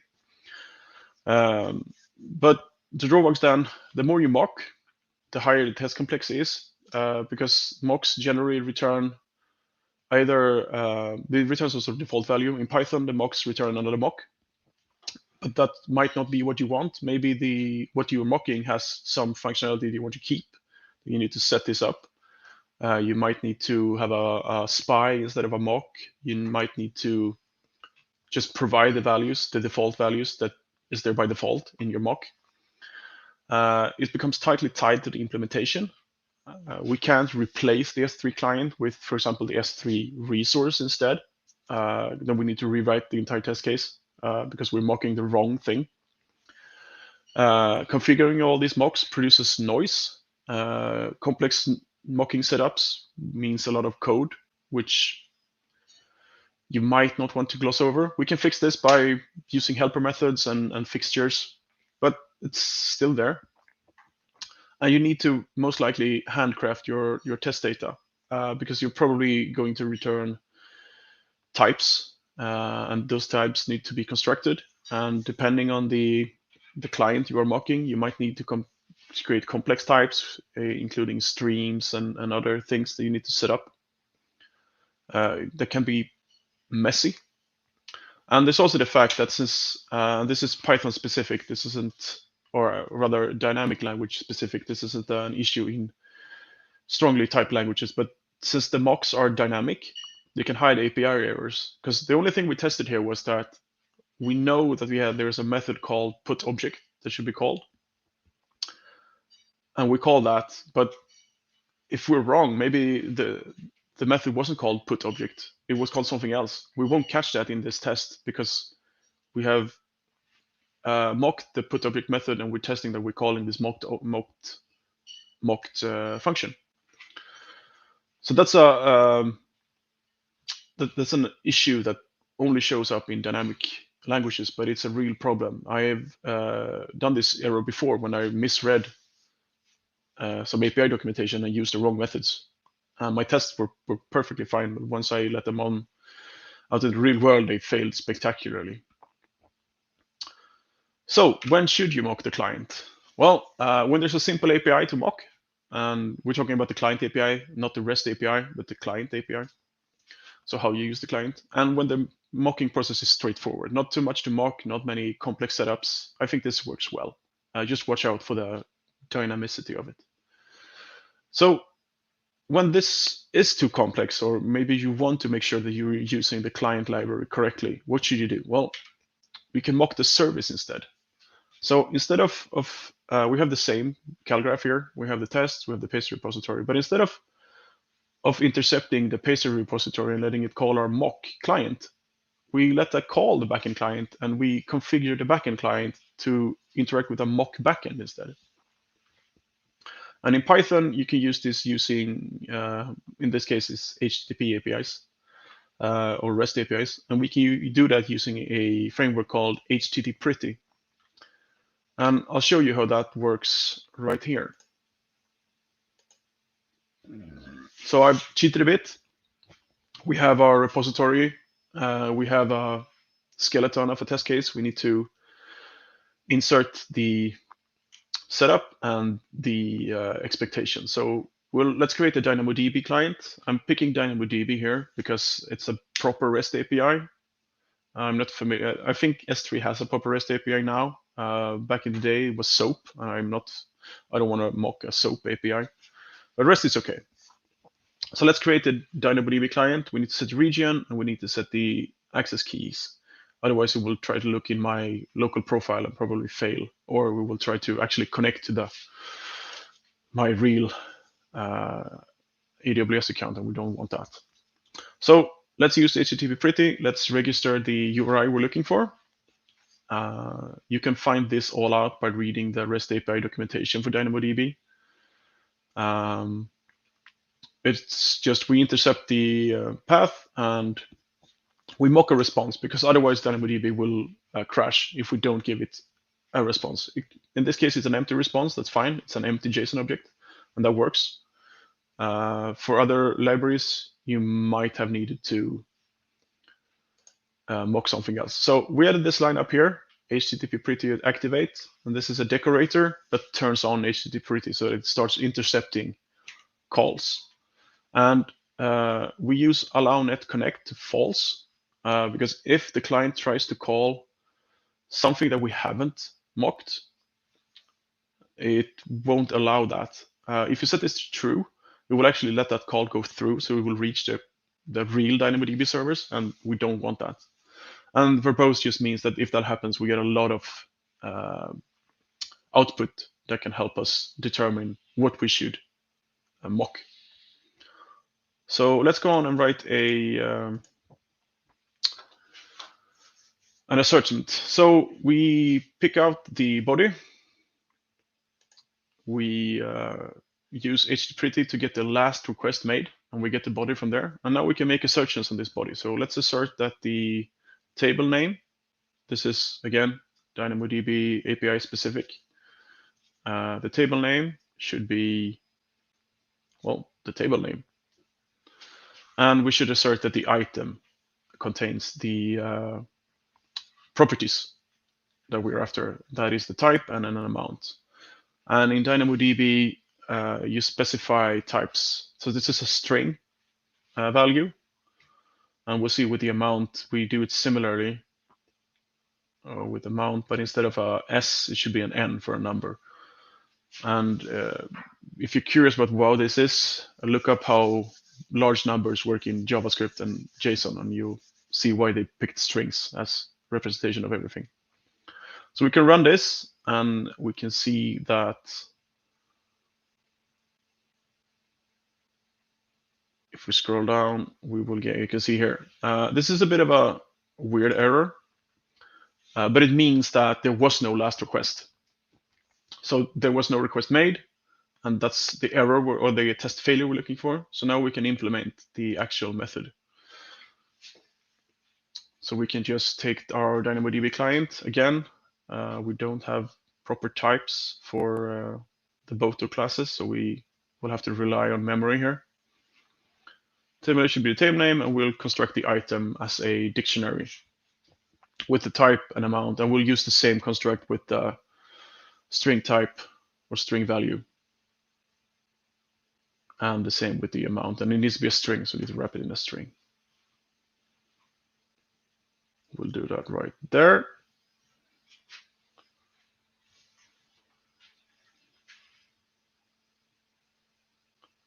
And that's it. Now we should be able to run this test and see that it works. And as you can see, it works. So now we successfully set up a mock of the server. We used the actual DynamoDB client, as you saw. We created a DynamoDB client. And we just intercepted the calls it tries to make to the proper backend. And we verify that the calls that it makes to the backend is the ones that we are expecting. So advantages of mocking the service. Well, the client library code is still executed. I think this is a win because you shouldn't test the client library code. You should test your usage of the client library code. And this will help you if you upgrade to a new version and there are unexpected changes, backward incompatibilities. You will hopefully catch these if you actually use the client library. If you mock the client library, you might not. It is probably agnostic to client implementation. We could have used a different DynamoDB client because it communicates with the REST API. It has to conform to the REST API that DynamoDB specifies. So we could use a third-party client, or even we could use our own. Excuse me. We could use our own. We can write our own REST client using just Python requests. And we can connect test data from the environment. We can make real calls to DynamoDB. We can store the JSON responses, and we can play those back essentially when we test. I'm sneezy today, apparently. So drawbacks then. Well, depending on what method you use to mock the server, there might be a slight increase in startup time. There is a framework called mock servers for Java, which starts an HTTP server. That adds some time. It's not a lot. It's probably not even noticeable, but you should know it. If you run a lot of tests, you might see a slight increase in test time. And this is the same, that the request mocking is quite verbose. You need to specify bodies, you need to specify URLs, you need to specify methods. And depending on how chatty your API is, there can be a lot of those. And that produces noise in the tests, which again, we can probably break out and solve by using helper methods. So when should you mock the service then? Well, I think this is brilliant for REST APIs. You might do it for binary APIs. I'm not sure. You could probably do it for GraphQL as well, or stuff that just use HTTP. I think it's really good for when you need to use things in the client. And when the setup is easier than mocking the client, I think this is good. If the client is returning complex objects that are constructed from the response, it might be easier to just mock the service instead of mocking the client. So what about non-HTTP services then? And what do I mean by that? Well, what about this? So this is SQL. We have a connection to a SQL server, and we need to need to check that it stores our pastry correctly and into the pastries table. I have no idea how the PostgreSQL binary protocol looks like. I have no interest in writing a mock server for that. So the mocking the service is completely out of the question. So what if mocking the client? Let's mock PsychoPG, which is the database client that I'm using. We can create our connection, and we create the connection with a magic mock. And then we can just create a repository in our pastry as usual, store it in there, and then we can assert that the mock was called correctly with the execute method. And this works. This isn't very pretty. So this is the path through the mock to the execute method. And what we have here is we have the connection, which is our mock object up here. On the connection, we have a cursor. And the cursor is a context manager. So to mock the context manager, we need to mock the, this is a method call, by the way, so that's where we have the return value here. And then we need to mock the enter method on whatever the cursor returns. And that in turn returns something where we can call execute. And then we can insert this. This is a very quite complex just path to get to the correct object that are being executed. But there's also another problem here, and that is, what if we want to refactor this? We could refactor it by introducing parameters. In this case, I think this is a good idea. We might have had some SQL injection in the former one. So we just add parameters. Or we could add quoting. This is a good idea, to use quotes. Type might actually be a keyword, so probably good to quote that. But once we do this, we get here, and that is we expect a verbatim string insert into pastry type amount value cinnamon bun 24. But the actual call is different. Now it's a parameterized statement with arguments, and our simple mocking doesn't pick up on this. So the conclusion we can draw is that asserting on exact SQL statements is brittle, and we don't want brittle tests. We want tests that can survive refactorings. Otherwise, people will complain and say that our tests are bad because we need to maintain them every time we change the code. And that's not what tests should be. So what can we do instead? Well, we can verify against the real service. So we don't intercept anything. We let the call go through all the way back into the Postgres server, and we just open up a connection to the Postgres server, and we poke around the database and see that everything is as is expected. So let's look at how that works. So we have the same cheat here. I have a semi-finished test. We just need to fill in the blanks. We'll open up a connection to Postgres. And we'll just use the standard local test database, Postgres. Now we need to indent everything because we're using a context manager.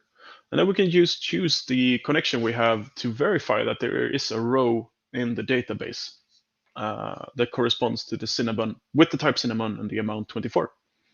So let's make a statement that checks this. So we'll do a select exists, and we'll just select a row that has the type cinnamon bun and the amount 24.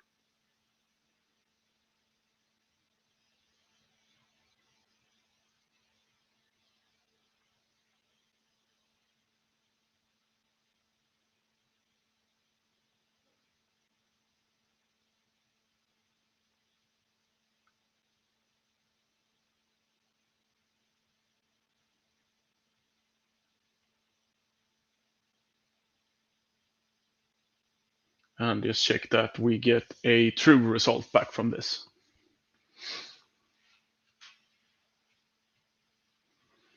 And let's run this.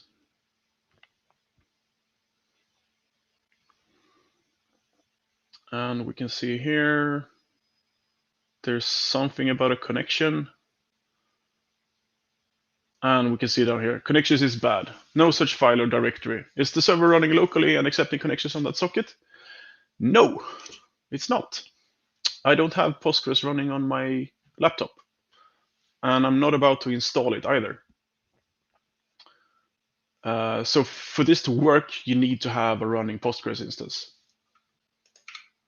So advantages, if you set up this Postgres server, or maybe you use a shared development server, well, it is as close to production environment as possible. That is, there is no mocks, there is no difference, basically. It is the production environment. It's a replica of the production environment. Maybe it's your development environment or your staging environment. Please don't test against your production environment. Testing remains simple, regardless of query complexity. You can do whatever you want. You can even introduce an object relational manager instead of writing plain SQL statements, and the row will show up. This is really good behavior testing. Test data can be collected from real environment. Absolutely. You can just take a database dump from your production environment, materialize it into your test database, and you're golden. There is little to no impact on startup time because whatever you're using is already there. But it needs external resources. It needs this Postgres server to be available somewhere. And it needs cleanup, which can and will fail to clean up everything after you. So what do I mean by that? Well, you probably want a separate test database, right? So we could do that using a PyTest fixture. We create a connection, we create our new database, and then we can just return a connection to the new database, the test database. But once our test ends, we have that database lying there forever. And if this is a shared persistent resource, well, you're gonna have a lot of test databases after a while. So you might try using this instead. So instead of returning here, we use yield. And by yielding in our fixture, that means that once the test is finished, regardless of whether it passed or not, we can execute more code. And in this case, we take the connection and we just execute the drop database. But this is reliant on us getting back control after the test fails or succeeds. And that's not always the case. If you're in the debugger and you hit a breakpoint and you figure out, oh, wait, something's wrong, I know how to fix this, you stop the executable, you stop Python. PyTest won't run your fixtures because you're killing the application. And that's the same if this is running in a CI environment, in a pipeline, and maybe you create a new pipeline and you have set up your CI environment to kill the running pipeline when you replace it with a new one. It gets killed and your database is left behind. So you will have to go on and clean this up manually from time to time. So when should you use the real services? Well, never, unless there is no other alternative available. And that probably means I have an alternative, right? I do. So we can instead verify against a temporary service that we control from our test case. So in this case, we have our test, and we set up a temporary environment from the test that we control, and we let the backend talk to that. And then we can verify in this temporary environment. And once we're finished, we just delete the temporary environment. It's gone. No leftovers, everything is clean. So let's see how we can transform where we ended into using a temporary environment instead. And I'm using test containers for this, which uses a container runtime such as Docker or Podman. You can probably even run it on Kubernetes to run containers to provide services. So let's do it in a PyTest fixture. We'll create a Postgres container. Let's pick Postgres 16. We need to set the driver because test containers is really fond of SQL Alchemy, and I want to use the raw PsychoPG in here. So we need to tell it to use PsychoPG, not PsychoPG2 behind the scenes. And let's get the connection string, and we need to replace the driver name in the connection string. Otherwise, PsychoPG won't understand what we're talking about. So let's see, and let's just yield that connection. And after we return, we stop the container to clean up after ourselves. Now, test containers will actually clean up for you if you forget to. It starts a backend container that cleans up after you and itself. So now we have a container. Let's try and run this, and we should get a test failure that says that the row doesn't exist. You can see that the container has been started. We scroll down and we actually see there is no pastry repository, of course. So we need to add the table before we can verify that there is rows in the table. So let's just create the table first. And I want to do this and then run the test case because I want to see the assert fail. I don't think that the table doesn't exist is not the error I was looking for. So let's just create the table and then we can run the test, make sure that we get false, and then we can actually implement to make sure that we have seen the test fail for the correct reason. So let's create the table. if not exists.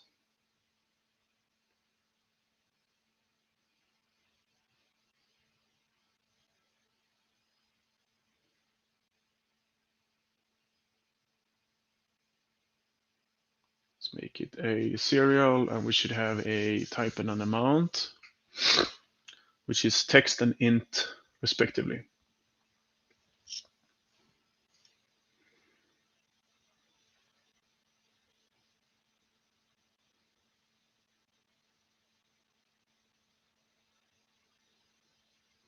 There we go. Now we can rerun the test, and we should get the false assertment. Yes, I saw it there. Let's scroll down and have a look. You can see it there. Cursor fetch 1, 0 should be true, but it's false. So now we're free to actually implement this code. And let's just implement it the obvious way. We'll just write a insert statement. Get a cursor, insert into pastry. Not the ID, we should have type and the amount. And we can make this parameterized. We don't want any SQL injection attacks in our code, right? Because we write high quality code.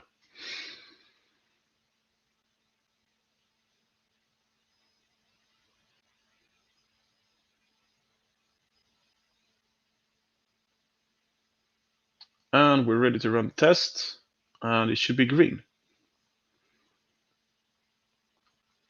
And there it is. So, advantages of verifying against a temporary service. Well, it is very close to production. It is as close as you can be to production without actually using the same setup as in production. Testing is the same advantages as using the proper read service. It's simple regardless of query complexity. You can collect the test data from the environment, and the test can be round trip. But the drawbacks then, well, it requires a container runtime to be present. I don't think that is a major drawback because I think all developers nowadays have a container runtime at hand. But it's something you need to know. It is an extra dependency, and you need to definitely have them in your CM environment. And it adds some startup time, especially depending on what kind of service you're using. Postgres starts in about a second if you have it downloaded already, and usually you're just reusing the same using the same image over and over again. So you have. But what about this here? What about round trip testing? What do I mean by that? Well, in all the other tests, we have tested that the API is called correctly in some way. Well, in this case, we're actually using a data store for real. So what we can do is we can write our tests to, instead of asserting that the row exists, we can just use the repository to get them. So instead of making an assertment on a row, we can just use the repository. We just say get and make sure that we get whatever we want. In this test, there is nothing that tells you that it's using Postgres apart from the connection. And that is not an implementation specific test. You can do whatever you want. You can change the table name, you can change the column names, whatever you want, as long as you can store something and then get it back, this test will pass. And I think that is a good way of testing your repositories. So when should you use temporary service? I think you should use them as often as possible. And especially when you're not confident in the other techniques. Because mocking might be hard, the mocking setup is complex. Well, can you use a temporary instance of your real backend? I really like this. I use this test. If I'm working with SQL, I definitely use test containers. So that was 3.5 ways of testing your repositories. Well, way number 1, mocking the service. Way number 2, mocking the client. Those are in the wrong order. Method number 3, verifying against the temporary service. And method number 3.5, verifying against a persistent service. So let's quickly go through all of these again. Mocking the client. Advantages, well, it's fast, and test setup is usually easier than other methods, unless it grows complex, in which case it can grow very complex. Drawbacks, well, there's the mock setup, and the more you mock, the higher the test complexity, and the bigger the chance that you will have to change your tests during refactorings. It is tightly tied to implementation, which again increases the likelihood that you will have to change your tests when you change your implementation. There's noise from configuring the mocks, and you probably need to handcraft your test data from code. Mocking the service then. Advantages. Well, the client library is still executed. You may catch upgrade incompatibilities when you upgrade your client library. You will catch changes that are incompatible with how you're using it, hopefully. It is most likely agnostic to the client you're using. You can change out the client in your implementation and still use the same test case. And I think that's a huge positive. And you can reuse test data from real environment. But there is a slight increase in startup time depending on what method you use. And there is a lot of request mocking that might produce a lot of noise. It has to reside somewhere, right? So verifying against the temporary service then. It is very close to production environment, and testing is simple, especially since you can do round-trip testing. You can use test data from the real environment. You can seed your database, your test database, with data dumped from the real environment, with any sensitive data replaced, of course, or removed. It does require a container runtime to run, and it does increase the startup time a bit. And the last one, verifying against the real service. Advantages. Well, it is a replica of your production environment. So it's the closest thing to your production environment that is possible. Otherwise, it's the same advantages as testing at the temporary environment. Query complexity, regardless, testing is simple. You can collect test data from the real environment, and there is no impact on startup time, or very little at least. You might need to create a database. Drawbacks is that you need external resource, which someone else might control, and you need to do cleanup. And you need to do this manually from time to time because the automatic cleanup will fail. So technologies I've been using unit test, which is in the Python SDK. I've been using HTTP Pretty to mock the REST APIs. And I use test containers to start a temporary Postgres service so I can test my repository against Postgres. And that is 3.5 ways of testing your repositories. Thank you for listening to me. If you want to reach out, I am on email, Mastodon, I have a blog, and I exist on LinkedIn. And this QR code leads to my LinkedIn profile. If you want to follow me there, I talk or post a lot about testing, test-driven development, and valuable software in general. Thank you. Hello again, Ranit. Thank you so much for the talk and to shed some light on this topic, and also for the QR code. We just love QR codes. They're awesome. Yeah, I read today an article about QR codes being used in scams. So maybe you shouldn't scan my QR code. It might be a virus or something. For now, I didn't scan it. But if you want to, we can add some of your resources also to our recap newsletter. Absolutely. On Friday. Maybe just reach out and we can talk about what we should add and whatnot. All right. And we still have some minutes left for Q&A. So I would say, let's jump right into it. And the first question is, which mocking frameworks do you recommend for mocking data stores at both the API and server level? It depends a lot on language. This is the first. Actually, this is the first time I've used HTTP Pretty, and I think it worked really well. So I would definitely if you want to mock on the server level, I would definitely give that a shot. I think it works well. You can also use. There's a project called Mock Servers, which is language agnostic. It starts up a container, so it's similar to test containers. It will add some startup time.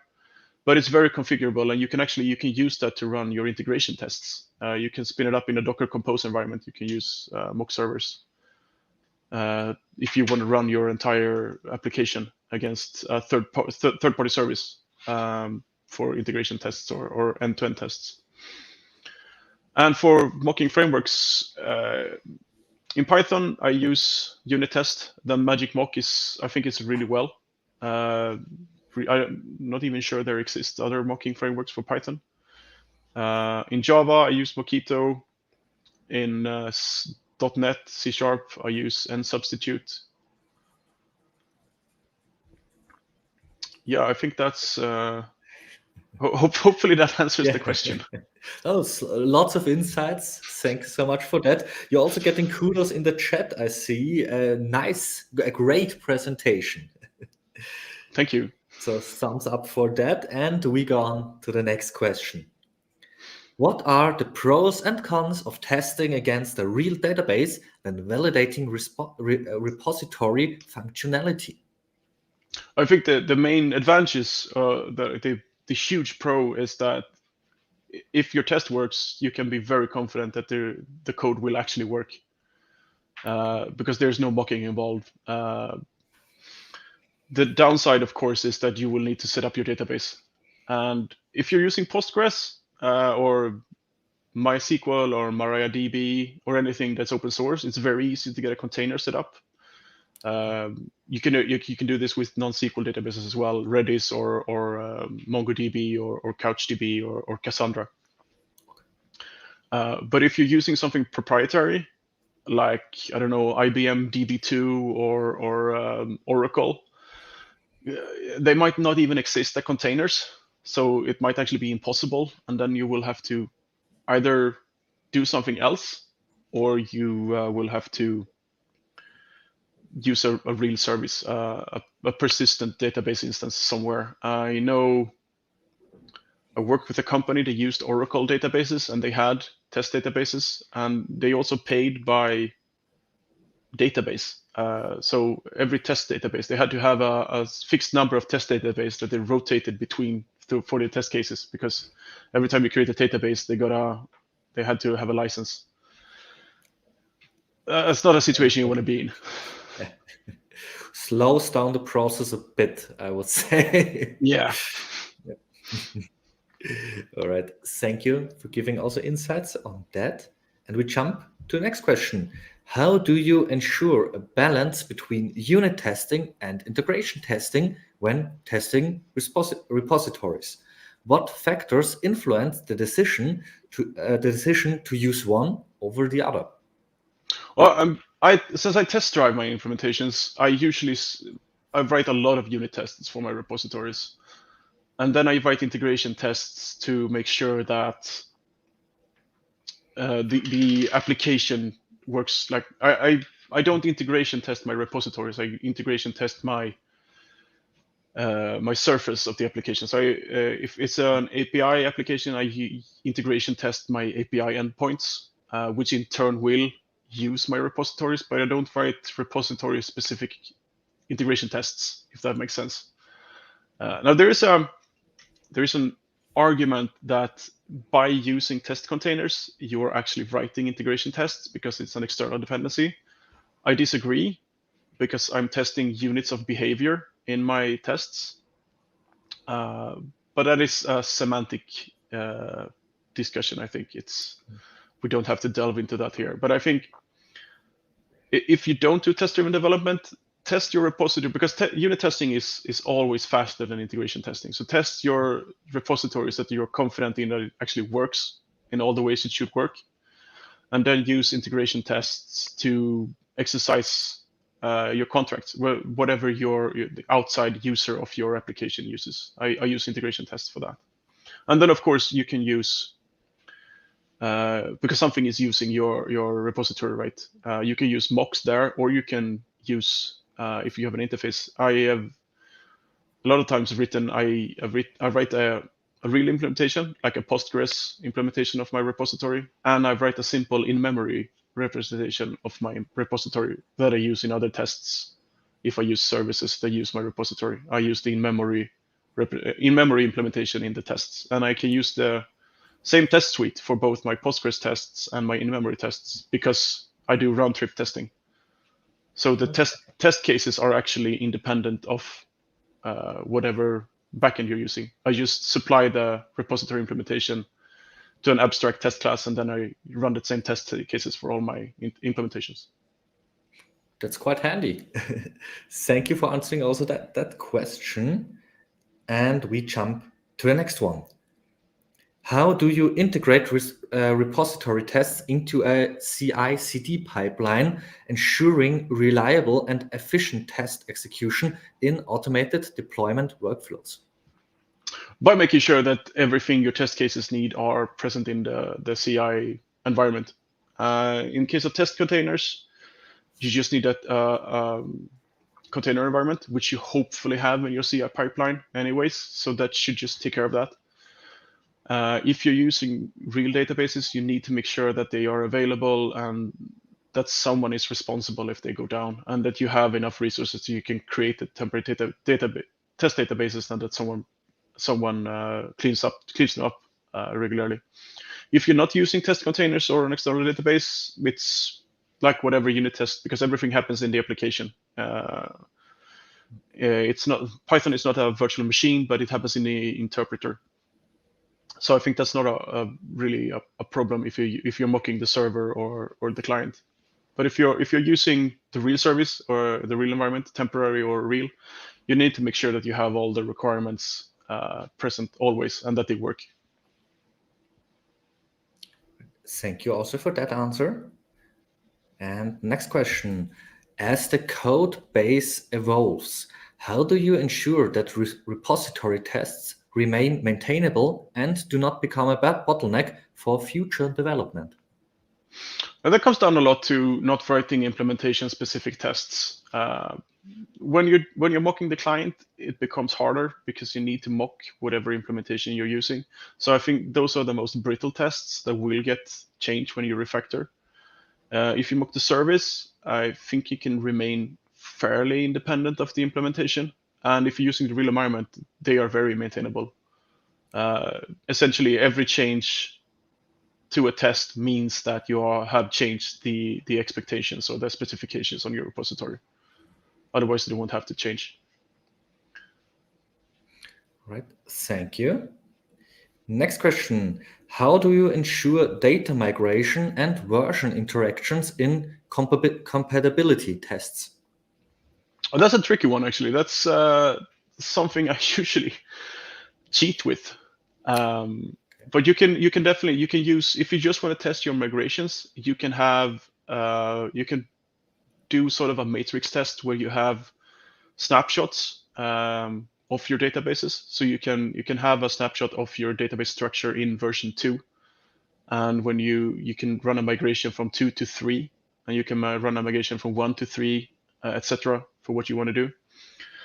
In the test cases, I usually run my migrations on setup, so you get the you always get the test from no database to latest whenever you run your repository tests, because I find it easier to just let the migrations run.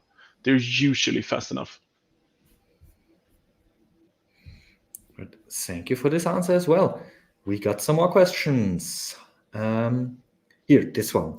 How to implement backward compatible data migrations? Do you have a preferred tool or strategy to handle data across different repo versions? For Python, actually not. But there are a lot of frameworks for doing this. In Java, I think it's called Flyway. In the current .NET project we're using Entity Framework Core, which has built-in migration support. If you're using other frameworks, I think Hibernate, if you're using NHibernate or Java Hibernate, I think those also have support for that. For Python, I'm not sure if SQL Alchemy has migrations. They might have. But there is probably frameworks to help you use data migrations. And what they usually do is they keep a special table in the database where they store which migrations have been run. And if there is any difference, they just run the migrations from they run the migrations that are missing, essentially. And a lot of them work with just pure SQL code. You write your SQL files and they execute them. Some of them have abstractions where you define more in an API sort of way what your table should look like, and it can translate between different server versions. But yeah, frameworks or libraries is the way to go here. So, all right, and maybe just Google to find the perfect one for the as I said, I don't have any experience in using Python libraries for this. Yeah. All right. Yeah. Thank you for answering also this question. We got some more. How do you choose between different mocking frameworks? I test them. I write tests with them and see whichever makes me happiest. If I'm happy with how they work, I stay with them. Sometimes I just take something else and try it out to see maybe that's better.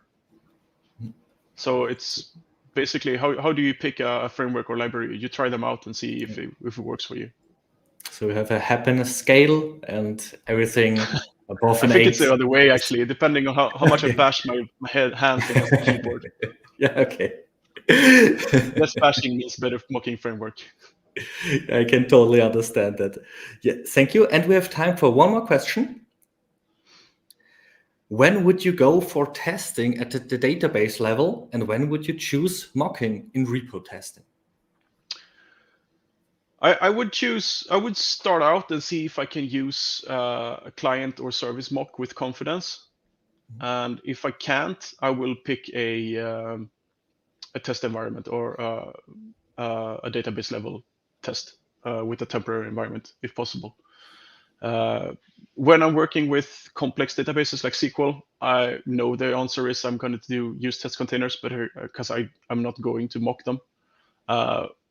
But if I was using S3 as a repository, I would probably actually mock the client, because that's the fastest way, and it means my unit tests will be really quick.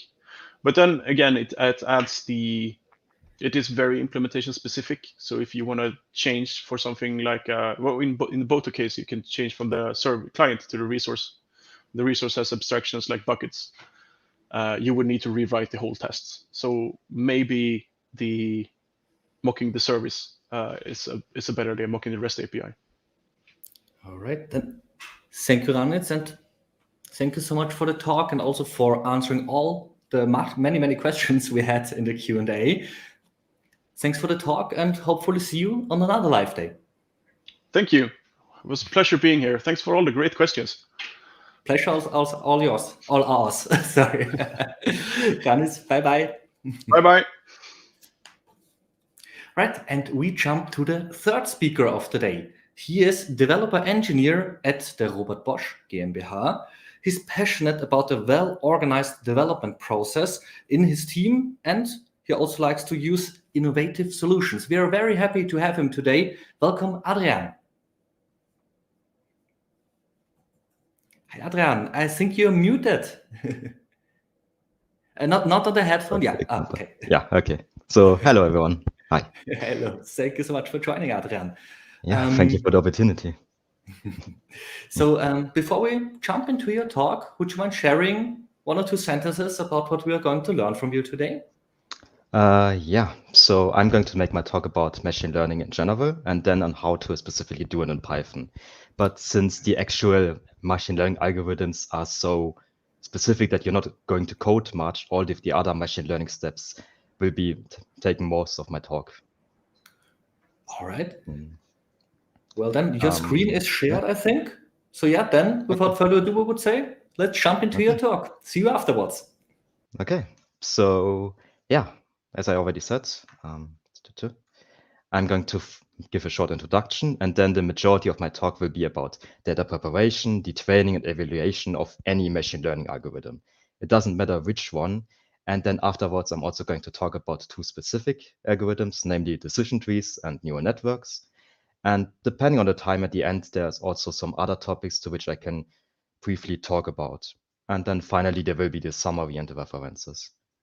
So then to start, when most people use the term machine learning, they are going to use it as a port statement. And in general, we want to find algorithms to learn from data.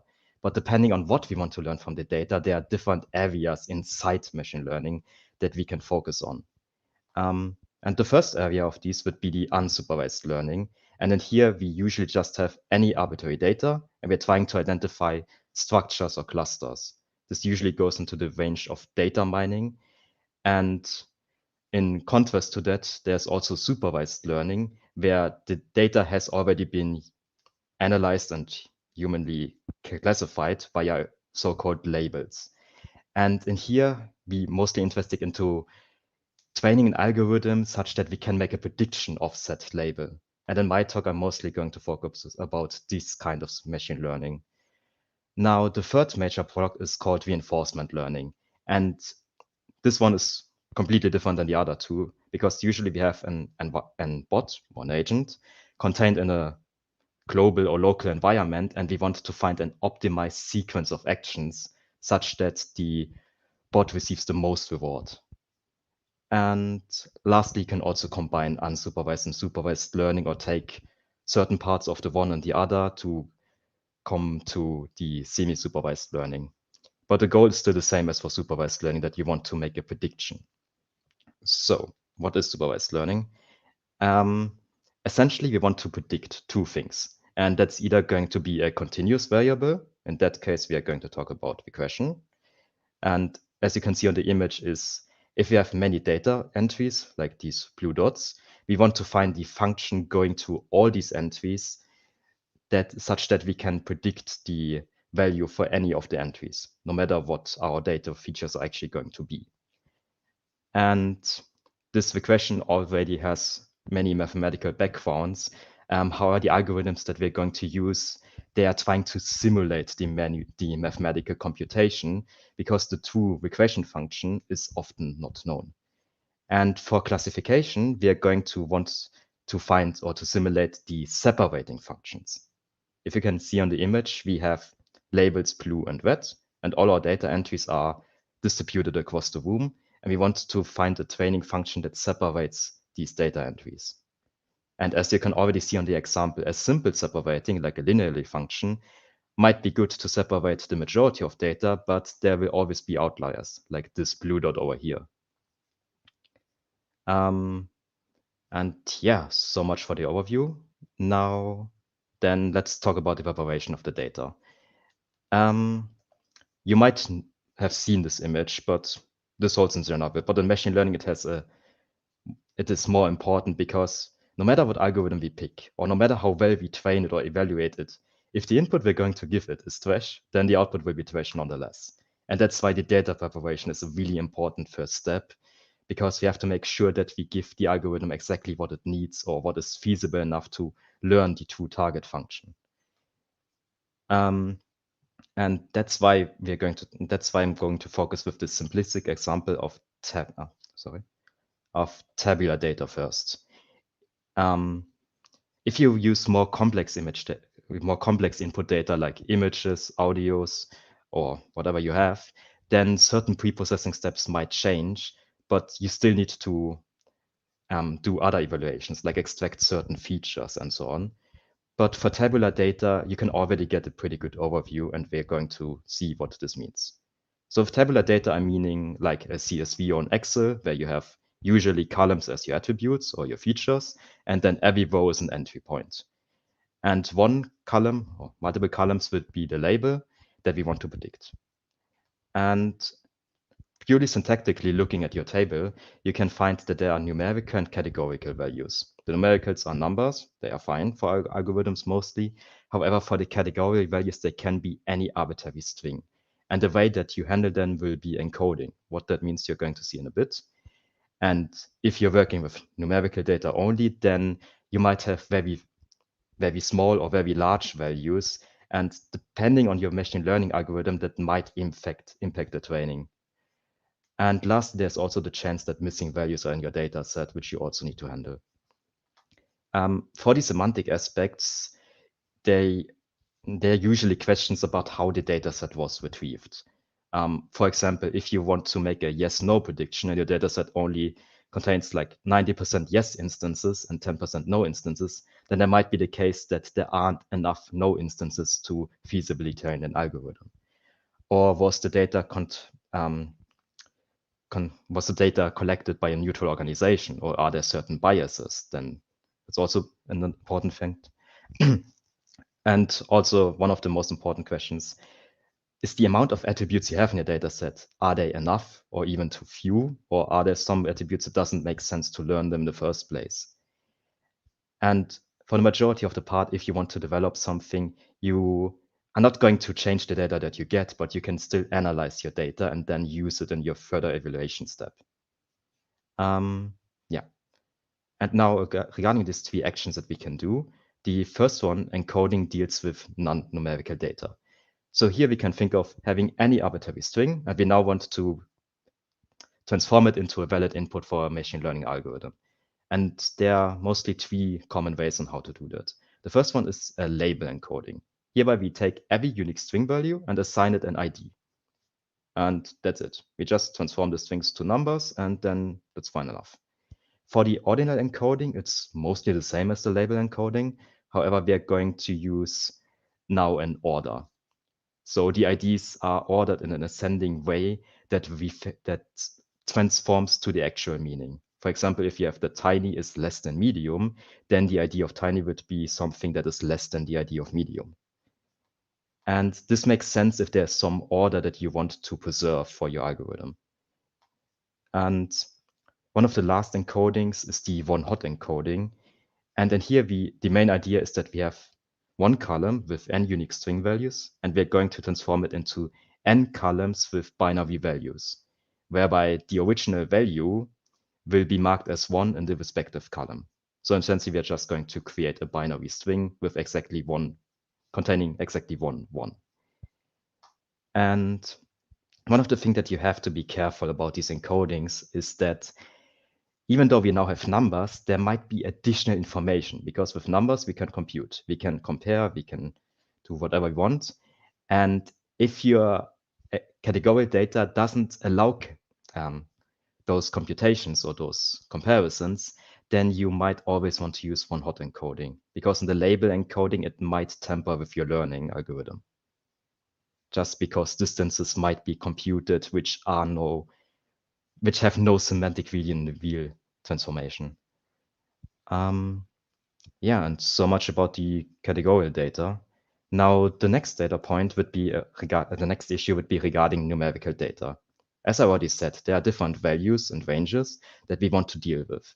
But if we just allow any arbitrary number in the infinite scale, then that might also tamper or even makes our machine learning algorithms not being trained in a proper way. And the way we can handle that is with scaling. That's also sometimes called normalization or standardization. It usually refers all to the same procedure, onto transforming all your values into a fixed range of values. The first one is called the min-max scaling, and hereby you usually define a fixed range and compute for every value its new value in this transformed fixed range. It often goes from 0 to 1.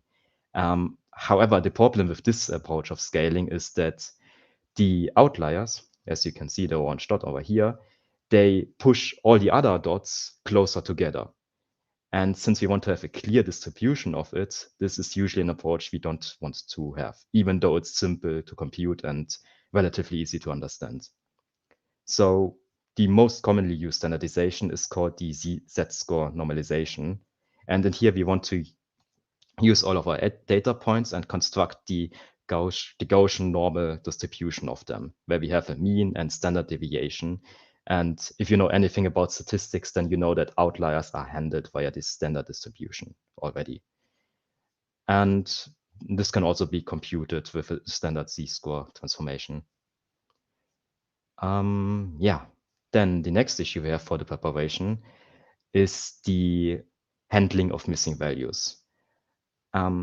So depending on how your data set was collected, there's always the probability that a certain cell has no value, or not a number value, or a question mark, or whatever. And depending on your algorithm, you often need to define a strategy on what to do with that values. The first one, which might seem a bit trivial, is you just delete the row or the columns. Even though you're just throwing away many data points with that, it does work if you have only very few missing values. And your main assumption is that if there's something missing, then there was an error in the collection of data, and I don't want to care about that.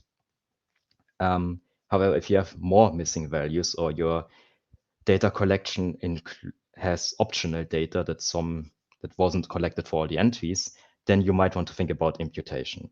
And then here you're just doing a replacement of the values, where you can either use special values, you can randomly take the value of another entry, or you use certain averages functions like mean, most frequent value, and so on. And there are many more strategies you can do for implementation. Just be careful, because for this data preparation, you're actually modifying the data in your own way, which is direct manipulation. So, well, to summarize a bit, before you're going to apply any machine learning algorithm, it's good to look at your data and also to plot various data things to see certain imbalances or biases. And also, most importantly, is that some pre-processing steps are data manipulation, like imputation, as already mentioned, and scaling. And if you're going to do it on the whole data set, then you're going to affect the test and training sets. What that's going to mean, you're going to see in a bit. But essentially, this is something that you don't want to do, because you want your evaluation to be independent of the training. And in order to avoid that, some pre-processing features are only going to be applied after a splitting of the data, because you don't want to have a data leakage. If you want to experience with data you can use for machine learning algorithms, there are these two common repositories. And right now I'm going to give you a short example of a Kaggle dataset.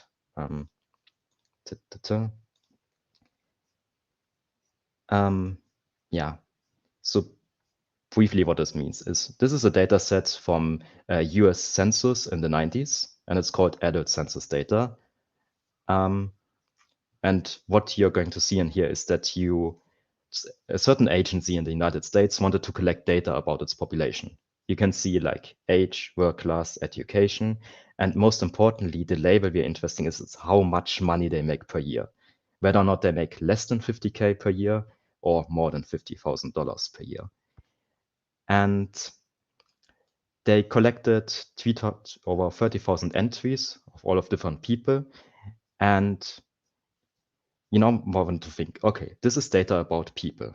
And if you have anything from a government, you always need to be sure that the data set is representative for the society in that country or that government. And if I'm going to make some plots, just going to briefly go over them, we can see that there's a highly focus on younger people than older people. And more importantly, what you can also see is that a certain sex is being highly overrepresented than the other one. And this is already an indication that there might be biases in your data set, and whatever machine learning algorithms are going to train on them will then also be biased, because the input was biased already. And some other things that you can also notice in here is that let's go by that. The total amount of labels is also not equally represented. I mean, that depends on how the label was chosen, but as you can see, the majority of people earn less than 50K, obviously. And yeah, and if you take in factors like race, you can already see that the so-called white race is overrepresented in the data set than the other ones. And again, we talked about bias for sex, then there are also bias for race. And no matter what human collected data you have to take, you always have to be careful about all of these factors, because you want to have an exclusive data set that is representative for the society that it's trying to make the prediction on, because you are never sure what your algorithm is being used for afterwards. And there's some other plots which I don't think are that relevant right now. So then back to the presentation. Now, to give an overview of general what we're going to do. We talked about data and the preparations. Now, what are we going to do with the prepared data? We want certain data to be used for the training of our ML algorithm and other data to be used as the evaluation. And that's what I called with train and test data set. And the training set will be used in a process called fitting to initialize the weights or the structural components of our machine learning algorithm or model, such that we can later use the test sets to evaluate via comparing the predicted outcome via the expected outcome, because both train and test sets still have the labels.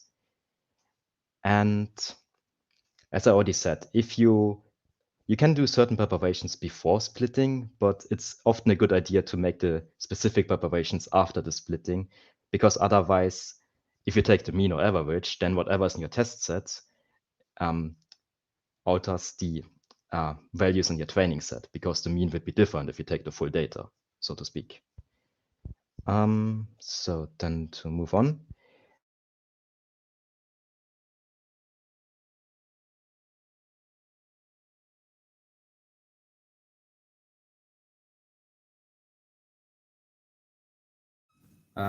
Can you hear me again? It seems like my microphone just died. Okay, it seems to be working again. Okay, then the question that we have right now is, how do we know when we are going to split, or how much are we going to split? And there are also different options on how to do it. The first one is the most simplest one. You're just going to define, give me like 2/3 of training and 1/3 of testing, and this is called holdout. However, depending on where the split was done, it might be the case that you have good or bad splits. So if you want to go with that, you should make repetitions of these splits. Another one, which is the most common one used, is the cross-validation. And here the idea is that we have multiple blocks of different data, multiple blocks of the data, and we're just going to pick one data as a test set, then the next one, then the next one, then the next one, and iterate between all of the permutations. And the good thing about cross-validation is that it makes sure that every entry was once in the test set at least. There's also other combinations where you take 2 blocks or 3 blocks, but usually taking only 1 block is sufficient, depending on how large the block is. And then also there's a random option where you just take random data as your test set. But this one is, highly unrepetitive. Some other things that you can note via doing the splitting and training is that sometimes you want to use a third set, the so-called validation set. What that means is before you do the actual splitting, fitting, and evaluation metrics, you're going to put some data aside and use it later to simulate an acceptance test, so to speak. Because this data was not used in the training whatsoever, but it's still labeled, you can use it to get some evaluations after the system has been accept or simulate acceptance. And other good options that you can do is also to randomize your data, because that often helps if there is some internal stack ordering in your input data. And then stratification, the last point, ensures that no matter what your ratio was of the target labels, if you have like 3 target classes, then in the splits, it will be considered that the same ratio is allowed on each block. This is to avoid the example, if you say that you have 2/3, 1/3, and then 2/3 have label A and the 1/3 has label B, then that's not a good split, because your training data has only a single label and your test data has a completely different label. And also there are many more things regarding that, but the most simplest one that you can do is cross-validation and repeat it iteratively. Now then, the next thing we want to care about is how do we evaluate? And this depends on the actual supervised learning that we're going to do. But both are the same way. We are just going to take out test data, run it through the model, and then compare what we have at the output with what the actual label was. And depending on that, we can make counts. For classification, we have metrics like accuracy, precision, recall, and the F1 score. You don't have to know what all of them means. For example, because all of them are ratios of what we can call true positives, false negatives, false positives, and true negatives. A true positives is therefore something that was predicted as a yes instance, and it is actually yes instance.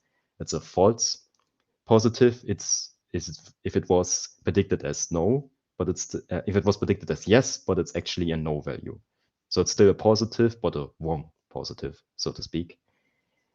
And this one is for binary classification if you ask yes, no. If you have multi-class classification, then you can have more columns, but all of the values will be computed similarly. It's just a bit more complicated. And for the regression, we can do simpler because we can just compute the distance between our prediction and the output for all the data entries in our test set. And then we can take the mean absolute error, the mean squared error, or this R2 score, which is also being computed with the other ones. But I'm going to talk about more what these metrics actually mean and how to compare them afterwards if we go to an example. Now, the next question is regarding the training on how long should we let the algorithm run. As you can expect, if we're going to just do infinite training, then our algorithm will become better and better on the training set. That's what you can see on the image on the right. The model complexity means the model gets more and more complicated the longer you train it. But the error of the training set, the sweat curve, is going to decrease, decrease, decrease, and approximately the zero axis. While this is good on paper, it unfortunately for us has the drawback that the test set error for which we evaluate is also going to decrease in the beginning, but eventually it's going to rise again. Why is that? Well, you can think of that the algorithm learned the training data by heart. So it didn't learn the grounding generalization function that we're interested to learn. It just learned every entry as it is and knows, okay, if I have that entry, then I know it's that label because I've seen this entry 1,000 times or more. And if that happens, then we're talking about underfitting. If we do too less fitting, if we do too less training, we're calling it underfitting.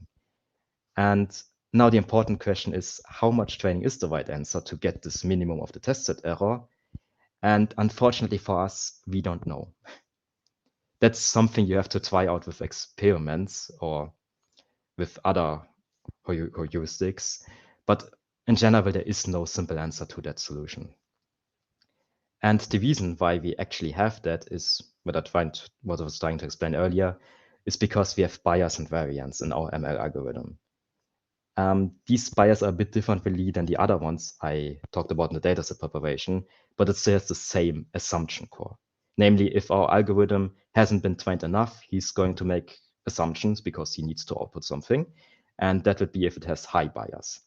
If it makes no assumptions whatsoever, then it has very low bias, but then it might have been overfitted because it then doesn't have enough generalization for the test set prediction. And another thing is called variance, which is the model sensitivity to the initial training data. What that means is also the generalization.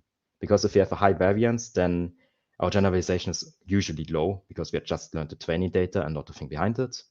And yeah, and what we want to have to achieve is a reasonable amount of low bias and a low variance. However, they usually need complex models.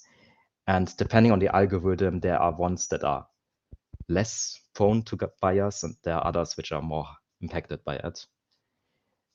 And another thing that is important for us is that the bias and variance, they normally could be computed if you know everything.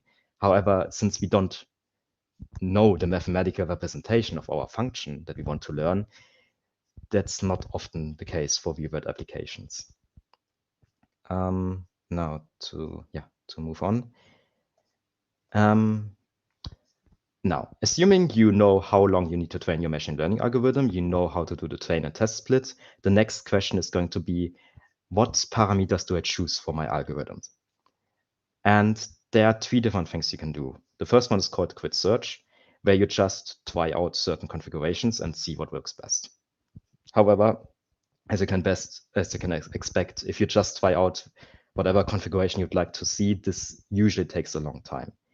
What's also being used and also faster is the randomized search. And here we're just going to take a random configuration, random in a certain range, and then we take the best configuration out of that.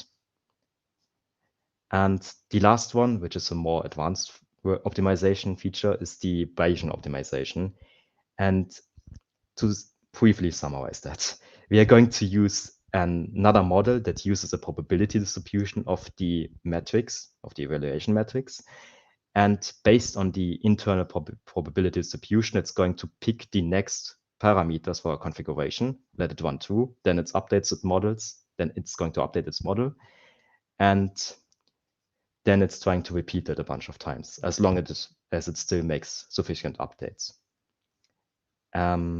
And this is also often used, but I'm going to show an example later on how to use that. Now, since I'm already quite into the topic, I'm just briefly going to mention the next topic.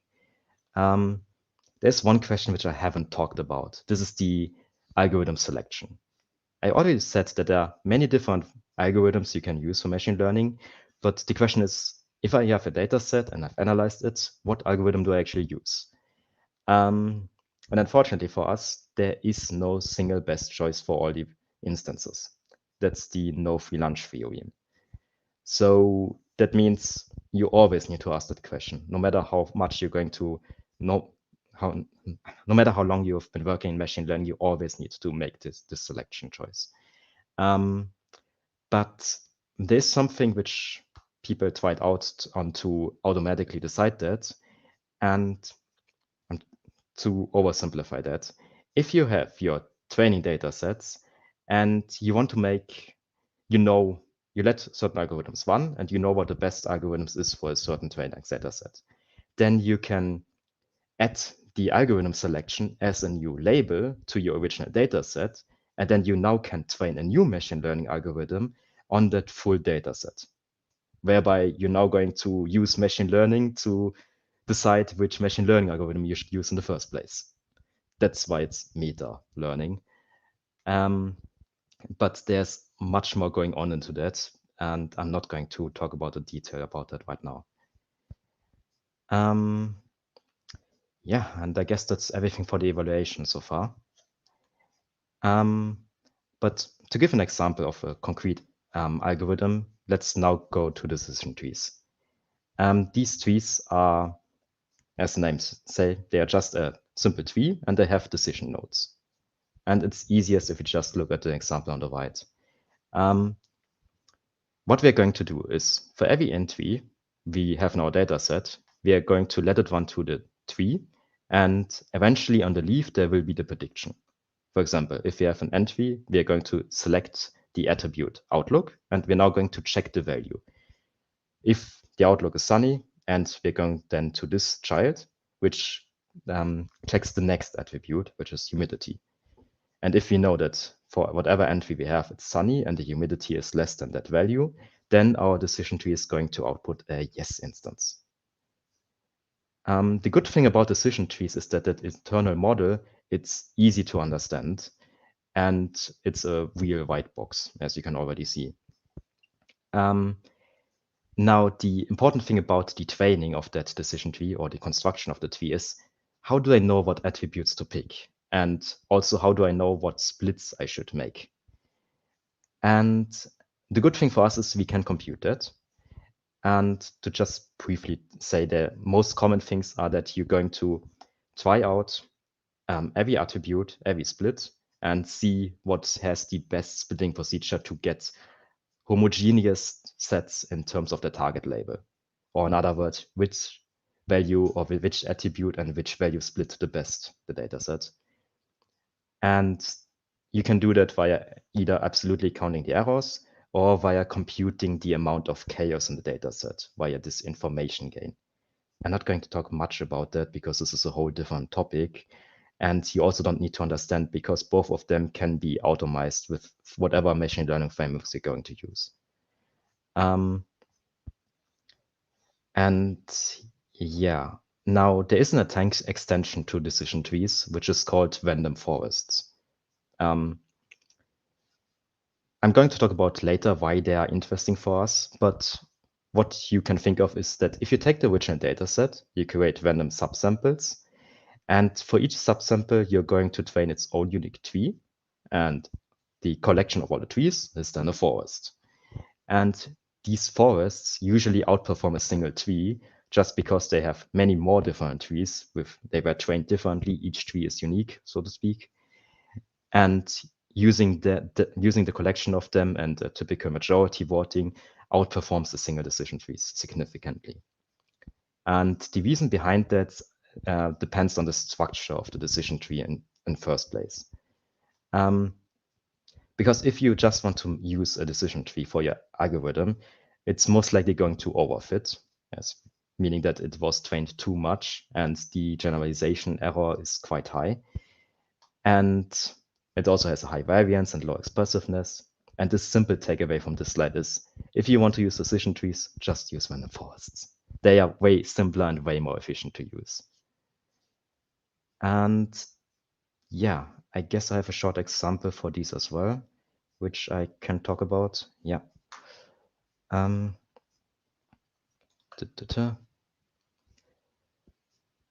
Yeah, this one.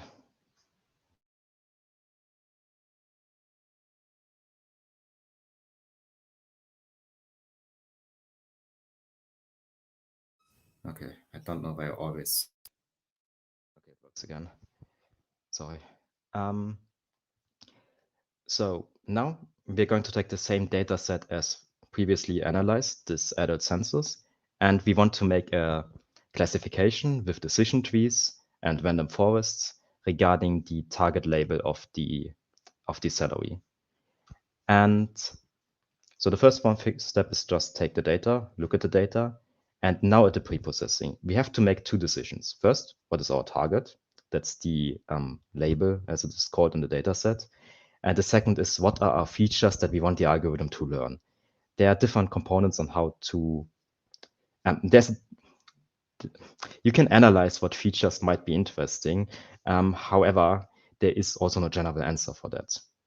For this example, I'm just going to take whatever is a real value that makes sense for us, which is not this final weight, which is another parameter that was added afterwards.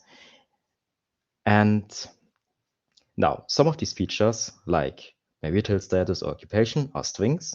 Others, like education num or this hours per week, are numbers. So we need to identify which are numerical, which are categorical, and then we need to define how to also encode them. And that's why we have this function in white here to make it after the split. But essentially, it means our enumeration features are like work class, marital status, and we're going to use an ordinary encoder. This class is called ordinary encoder, but it's also a label encoder if you don't specify an order. That's the way how Skykit uses these classes. And the enumeration features will then be just transformed by the ordinal encoder into the numbers, as explained previously. And for the target, we also need to encode that because it's strings, and we're just going to use the same label encoder without an order. Now, I'm not sure if I mentioned previously, but there are strings which are marked as question mark. And since they are question marks, we can semantically assign them as missing values. And what we're going to do is we're going to use the most frequent strategy to replace every question mark we have for all of our features. And that would be the entire pre-processing. And I made it as a function because I don't want to do it right now. I want to call that function after I made the split. But more on that later. Now regarding the actual classifiers that we're going to use. All of these classifiers are provided by the Skykit framework, and this is really good because even though they have not the best single or most deep classifiers and requesters, they have a wide variety of classifiers which we can compare.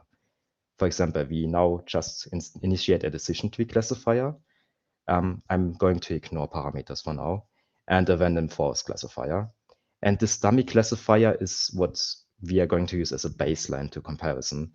And this one is really simple. It just takes any input and it's going to predict 0, which is the first label of our target. No matter the input, it just always has the same output. And now what we need to do is we are going to use a cross-validation with the stratified folds. I just specified that these are 8 blocks. The amount of blocks depends on the data size, but of course, the more blocks you're going to use, the more your training you're going to have, and the longer your computation will be.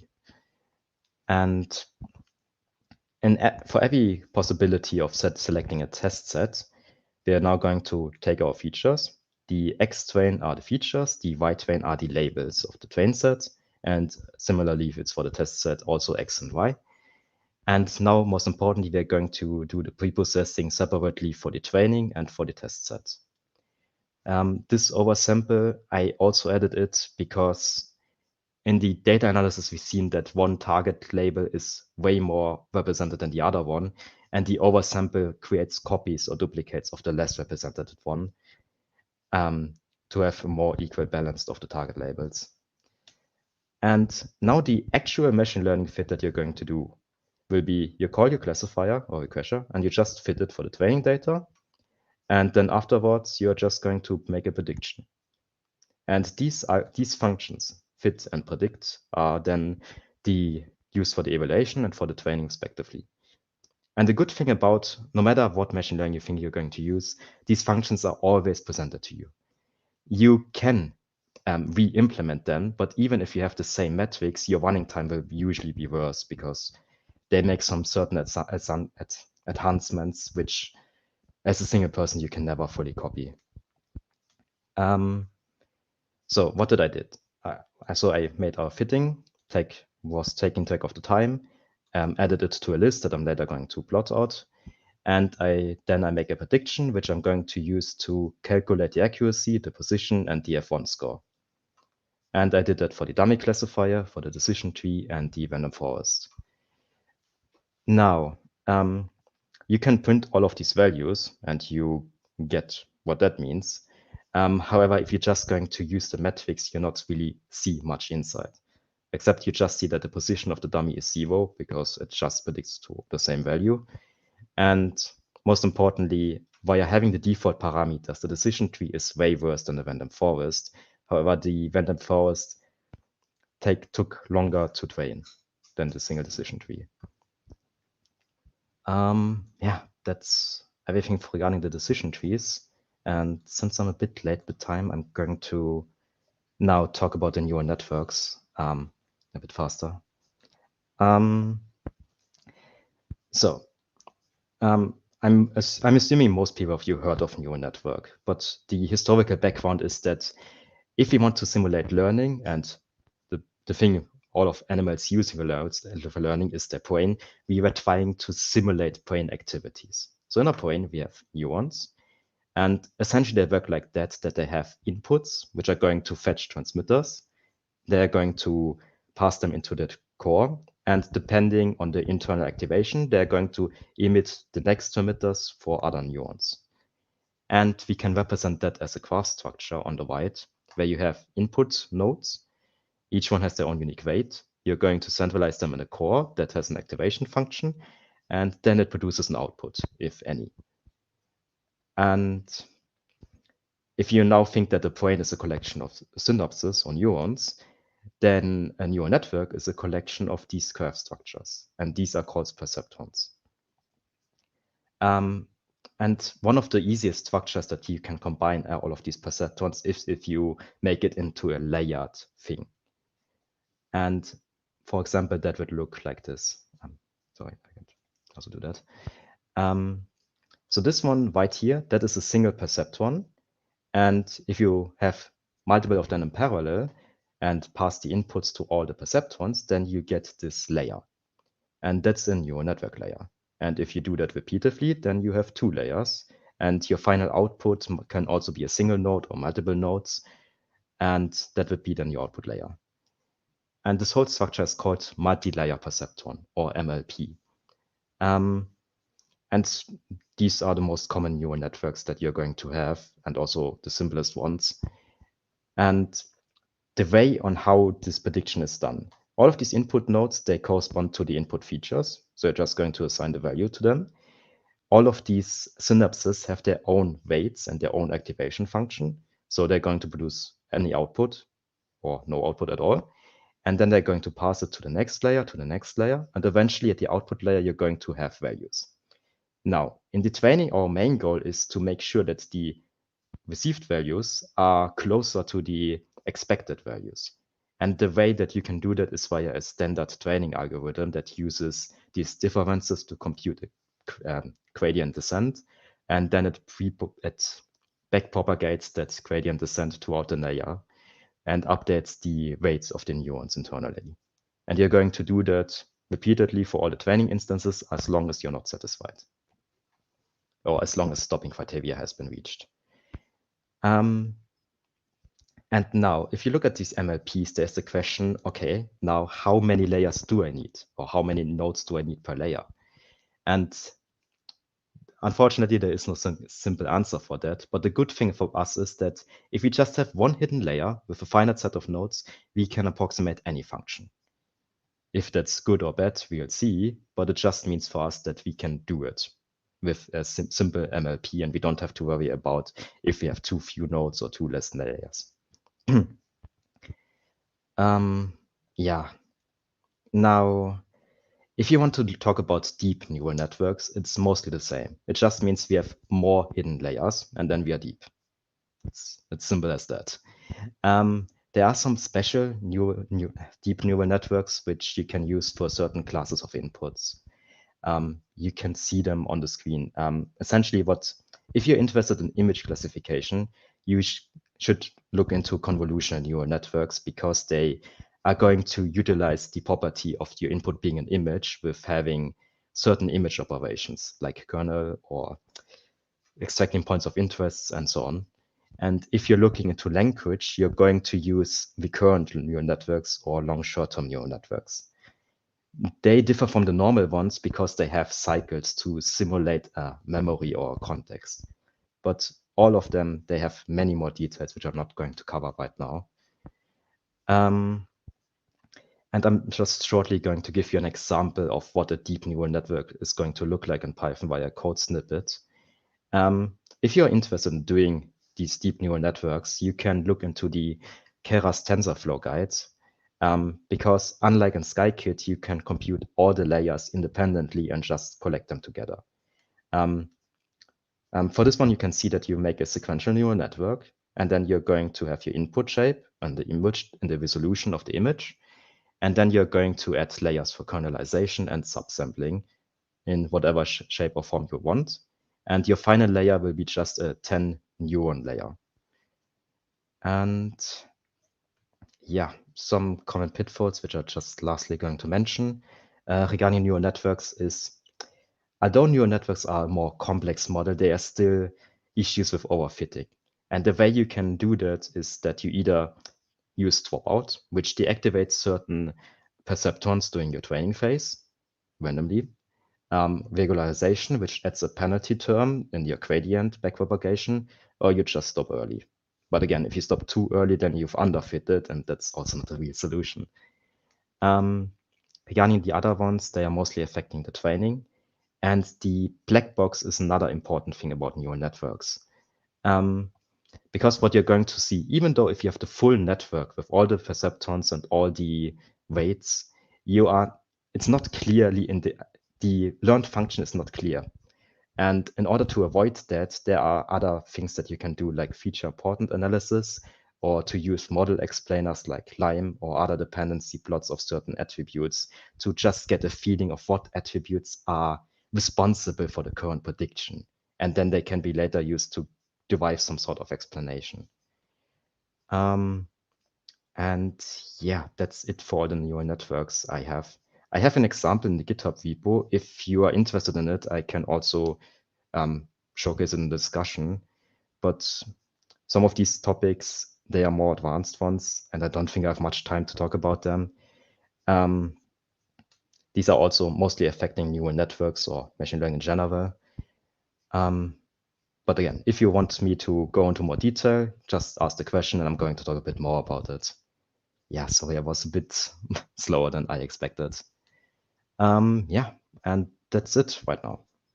So yeah, that's my summary. You can just look at it afterwards if you want. I talked about more or less all of the points.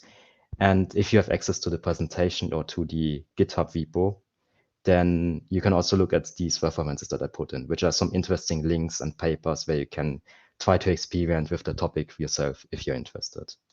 And in this GitHub repo, there's also the examples I showed. And yeah, that would it be from my side for the presentation. So yeah, thank you for listening. And thank you for presenting, Adrian. Hello again. Thanks for the presentation. Regarding the resources at the end, if you want to, you can send us just the presentation and we will upload it for our recap newsletter in 2 days. So everybody has access to all of it. Okay. Perfect. Then we got some time left, so I would say, as we also got some questions, let's jump into the Q&A. First question, how do you handle the scalability of machine learning models in Python when dealing with large data sets, that is? Yeah. Oh, you're not seeing my screen. Okay, I can just talk about it. We can share it again, no problem. If you want. Regarding the efficiency, yes. If you want to have neural networks or machine learning in general, the more data we have, the more we can train, the better our models are becoming. The thing is, there are two issues. First, you need to have the human resources to label all of the data, which is sometimes being also distributed or just outsourced. And regarding the actual training, neural networks are, or most machine learning things are fast in predicting, but for the training, this takes usually long. For large language models, we are talking about several months, if not even a full year. And the way how you can speed it up is some sort of parallelization, which is called featherweight machine learning. That's one option. Or you're going to copy trained components from other machine learning algorithms, which is called transfer learning. The first one you can think of as a parallelization, where you want to basically train many smaller modules and then combine them in a centralized instance in your final model. And since all these smaller models have their own data, they can all be trained in parallel and they don't affect each other. So that's one way of speed up. And the transfer learning, depends on your context, but if you have open source trained machine learning models, you can take certain components and either use them as your initial machine learning algorithm that you're further going to train, but you need less training because it already was pre-trained, or you're going to take other components that you're going to insert afterwards, after you trained your initial model. And these are the most common things to work up. But yeah, unfortunately, from the computational point of view, there is no significant speed up. And depending on the machine learning algorithms, the simpler models are faster, but less expressive, while the more complex models can predict more or more precise, and then unfortunately, they take more time to be trained. All right. Thank you for that answer, Ran. Let's jump to the next question. What are the scikit-learn features or tools you rely on for model evaluation? Any practical tips for ensuring effective model comparisons? If I'm going to showcase an example. So I made another example with neural networks. So the first thing you can do for comparing all of these models, don't worry about the data set. It's a different data set, and this time it's a regression with neural networks. The first thing you can do is to experiment around and create different classifications or regressions. For example, here I have always neural networks or multi-layer perceptrons, and I create different parameters. And then I'm going to have my training loop. It's similarly to the last one I showcased. And then at the end, ignore these warnings. These are just from Scikit. I can use these statistics. So Scikit has a provided metrics import. And from that, you can compute all of these things like mean squared error, mean absolute error, accuracy, position. F1 score and R2 score are the two most common used scores. And usually, if you're going to plot all of these values, you're going to have at the first look the R2 score for regression or the F1 score for classification. And you're then going to take the one that has the best one. For example, in this one, you can see that whatever was the baseline has 80% of R2 score. And if you increased more layers, then you have a better R2 score, which might be an indication that the baseline is too simple to predict this regression. If you want to make more or better comparisons, then you can also plot all of that data and also make it with different data sizes. Because even if you now have a fixed value, it's specific to one data set. But maybe if your data size increases, that value might become less or more. So you can also then repeat it for different data sizes, take all of these metrics, and then have a plot to distribute all of the R2 scores. Or for the classification, what you can also do, which is a bit simpler, you can plot this image here. That's a confusion matrix, and SkyKit has also provided functionality to plot that out. And you can then also compare the amount of true positives from the one algorithm with the other one, for example. Right. Thanks for this answer as well. Hmm. And got some more questions. This one, for example, how do you handle imbalanced datasets during the training process? Depends what imbalance refers to. If you are talking about imbalance in your target label, then you can use oversampling. Not this one. Oversampling means that you're going to, for example, this data analysis, this added census data set, we have an imbalance in our target label. We have one label, the no label, way more represented than the other one. And the way you can handle that is you are going to oversample this one.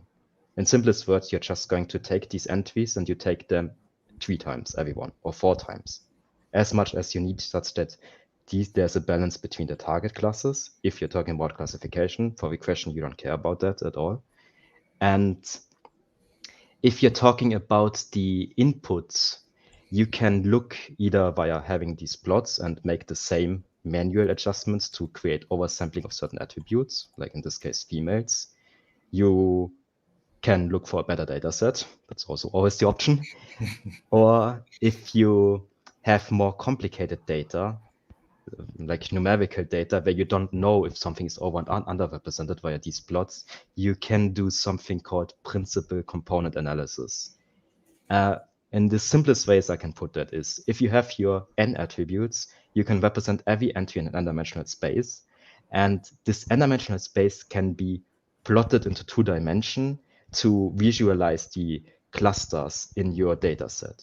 And depending on what cluster structure you have, you see that there are certain points or entries that are all collected from a similar source, while others are outliers, or there is certain underrepresentation. But unfortunately, regarding everything with attributes, you are going to work with what you are given. And if you cannot change what we are given, then you can just refer back that to say that with that data set, I cannot produce a feasible machine learning algorithm because it's garbage in, garbage out. Garbage in, garbage out. Yeah. I think everybody understands that. Thank you so much for this answer as well. And we jump right to the next question. What pros does scikit-learn offer over other ML libraries when implementing common paradigms? The good thing about scikit-learn is it's relatively easy to use for beginners. And another thing which do I see it in the imports of some of that, which I also wanted to explain a bit, is it has many classifiers and regressors. So first off, it has a large algorithm selection because there's more than random forest and neural networks. There's, for example, k-nearest neighbors, naive Bayes, support vector machines. And scikit-learn has a large variety of all of these different algorithms if you want to experiment with them. However, as broad as it is, it doesn't go deep. If you want to go for neural networks, for deep neural networks, I actually prefer like the Keras framework inside the TensorFlow library because you have way more customization with that. And I'm assuming for some of the other classifiers, there are also other frameworks which are specialized just for this specific algorithm, which are then better than scikit-learn if you're interested only in that algorithm. Another thing that scikit-learn has, it has some of these pre-processing steps and the evaluations. But again, the majority of pre-processing and evaluation is the same, and I assume that the majority of machine learning frameworks that you're going to use already have functionality provided for that. And if not, then you can always implement it yourself, because it's mostly just count and then have your ratio being computed. Thank you so much. And we got another question. A very nice one, actually. I like those. How does the dataset nature guide decision for additional processing? Are there any red flags to dodge?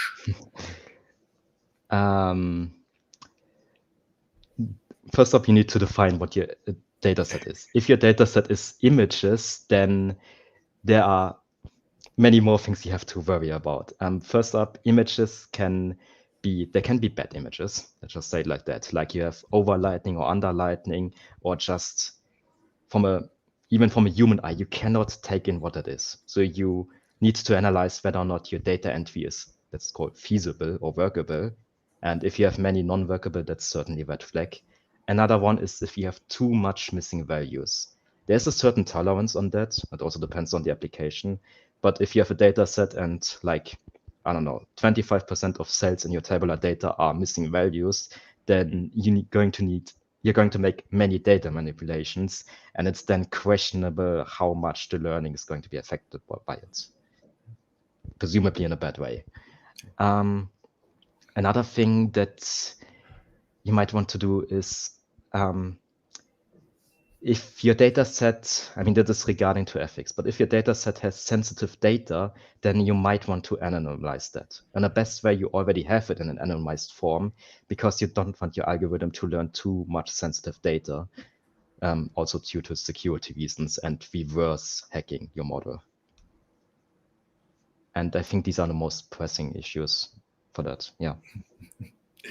All right, then thank you so much for shedding some light on all of this. Thank you for your talks. Thank you for answering all of our questions, and hopefully see you on another live day. Yeah, then thank you. And to everyone, have a good day then. Okay. Thank you, Adrian. Bye. Bye. All right, and we jump to the final speaker of the day.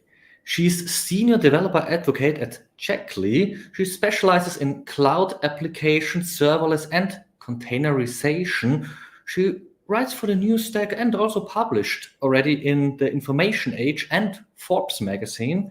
And in her spare time, she loves taking care of her dozens of houseplants. Very welcome, Nognicha. Hi, everybody. Want to just make sure we can hear me okay? Yes. Lovely. everything All right. in order. My name Loud is and clear. Noshnika Mellifera. I'm, as I said, I work with Checkly HQ. And sorry about this text formatting. We're going to run into this just a couple of other times as we translated some of this text over to our streaming platform. Sorry about the text sizing, but we should be all right throughout. So this is open source observability with open telemetry. We're going to cover the high level concepts of observability and observability engineering, and then some of the more subtle points of how we can use open telemetry in practice to monitor our systems. I've asked our lovely host to please let me know if there are questions during. Excuse me, so sorry. See, this is what happens when you try to sneak a quick sip of water, and of course then I've been inhaling the thing. But let's go ahead and get started. All right. So my slide controls, that means they're probably, I don't know, here. Okay. So what is observability? So observability is a more accepted term like in the West Coast of the United States. So it's true that in some places you're really not going to get very far saying, oh, we're an observability company or we want to add observability to our system. But it is a little bit more than just a simple buzzword for the same sort of monitoring tools that we've had for some amount of time. I actually started working in this industry back when we still called it in some of our systems and some of our variable naming RPM for Rails performance management, but often accepted as application performance management, and then with a few terms in between.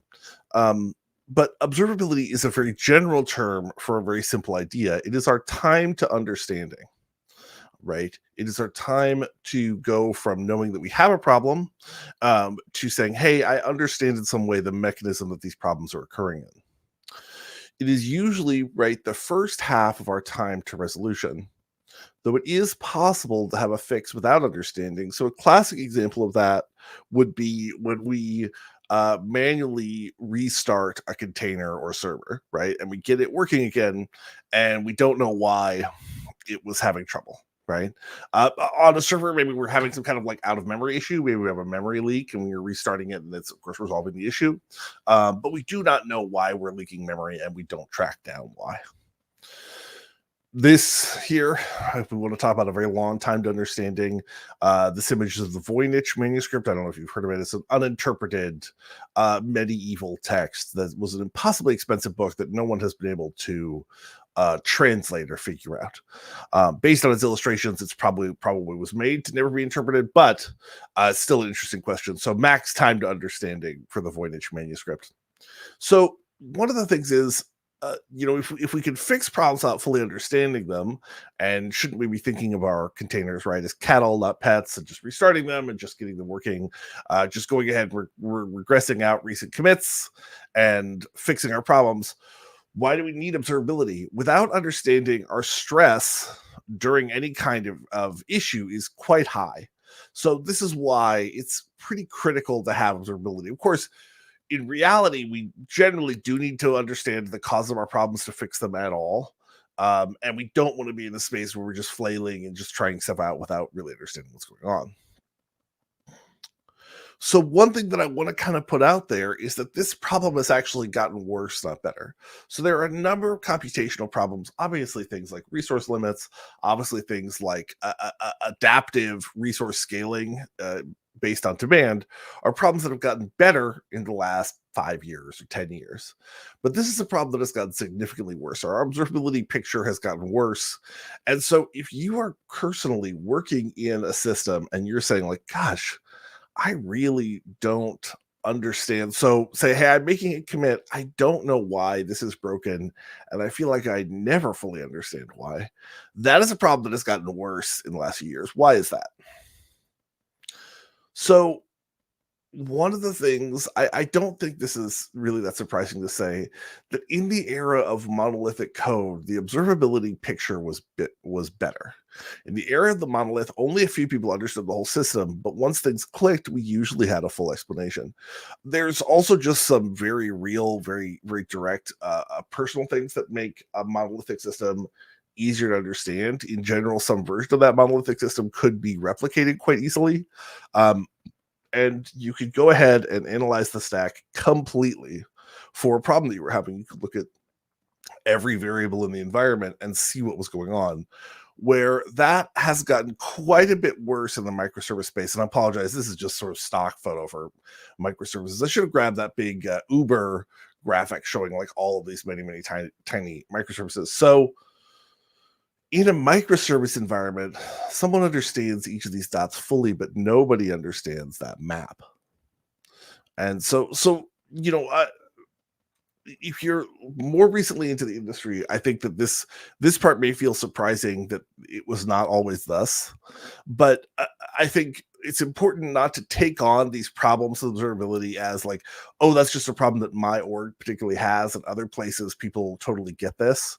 If you want an example for something that people almost always answer yes to, if you say, hey, are you in a state where if I take a single service down, you don't know what kind of requests are going to succeed or fail? And most people say, yes, that's true, right? That's the degree to which I do not fully understand requests across our whole map. I'm just checking our time here.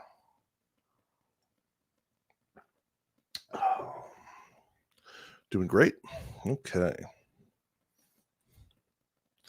So now we get to this point where we do really have chaos across our stack, where one of the things that I remember quite well is when something like staging was not considered any kind of testing phase, right? Where you felt like you understood really well how things were running in a QA environment, a dev environment before that. And so you really expected things to go out to staging and just work fine, 99% of the time. Maybe you had some very unusual interaction with a third-party API that you couldn't really replicate on your previous environments, you would find it on staging. But as we've seen a lot of this chaos, I think you've seen that like a staging environment or a very pre-production environment has become a testing environment. It's become very, very frequent to have code roll back from staging back further into the stack. So enter OpenTelemetry. OpenTelemetry is specifically targeted at the project of how difficult it is to observe our microservice environment. Started as the Open Tracing project, general concept being, we'll get into like the pieces that are OpenTelemetry, but general concept being, hey, we need some kind of open standards and a shared project to be able to really know what's going on everywhere in our stack. So one of the key concepts that we want to cover with OpenTelemetry that we want to get sort of out there early on, because it is a little different from how many other tools do observability or monitoring, is the presence of the collector. The collector here, we call it, where the magic happens. We have our multiple components that are part of any observability tool. In an OpenTelemetry solution, we're going to, I think I have this zoomed in a little bit on the next slide, more viewable. There we go. We're going to add some kind of instrumentation to our code level, which is then going to communicate out via the OpenTelemetry standard, the OTLP, with our collector, which is where data is going to be collated and sent on to our data store. So in this example, this is kind of the most atomized example that's possible, where we have multiple pieces of code that are instrumented with the OpenTelemetry standard, with OpenTelemetry SDKs for language. So, right, we generally be using the Python SDK. It's measuring interactions within our code. It's tracing interactions between services.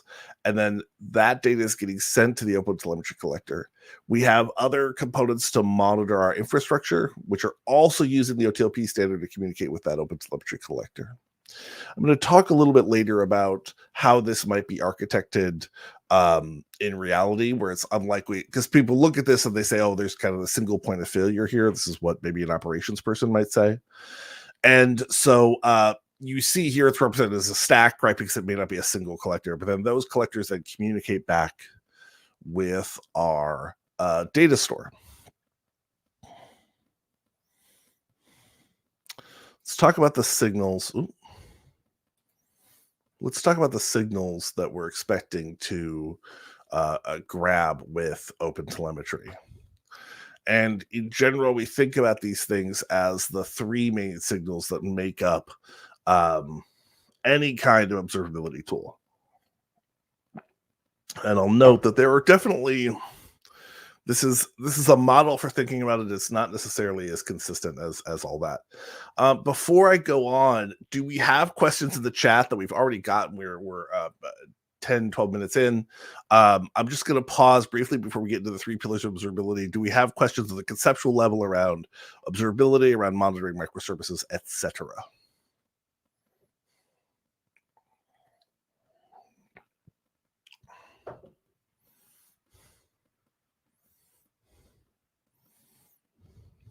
All right, cool. We'll hope for questions at the end.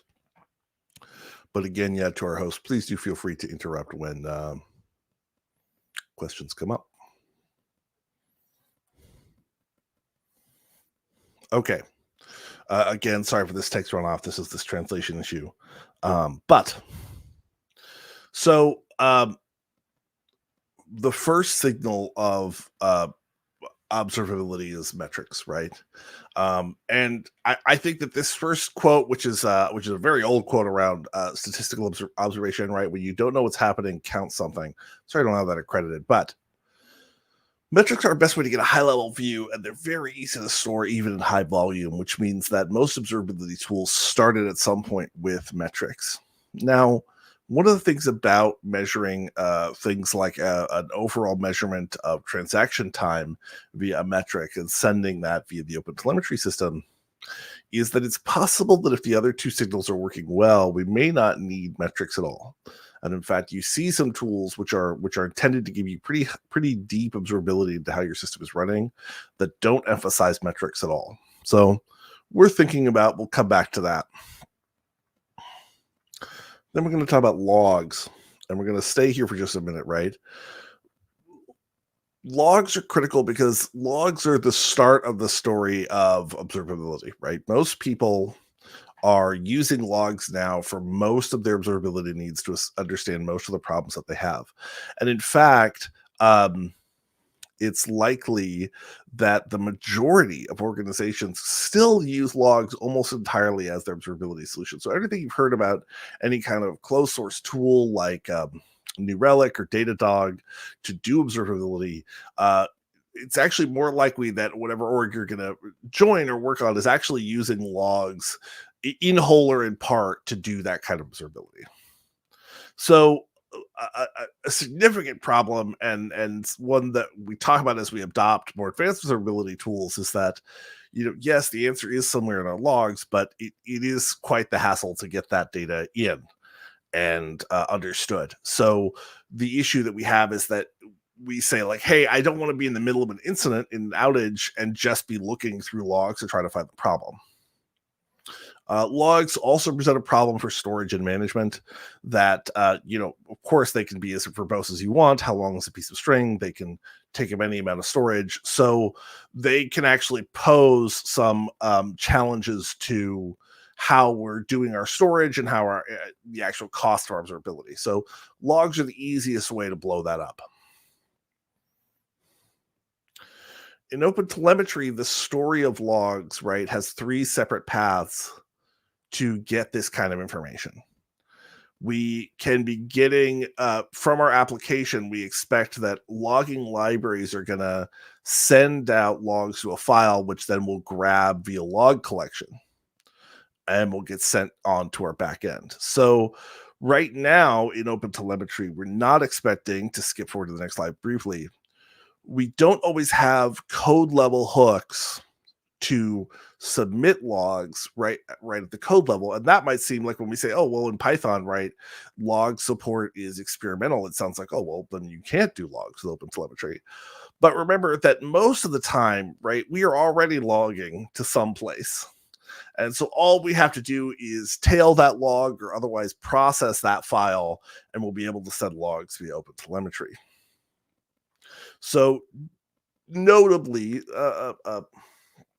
OpenTelemetry just announced itself as fully GA at this KubeCon, and don't get too discouraged by this logging state, because in Python they've now released the calls to add new logs, but obviously you're already probably logging somewhere, and so it's completely possible to grab those logs and send them on to the OpenTelemetry collector.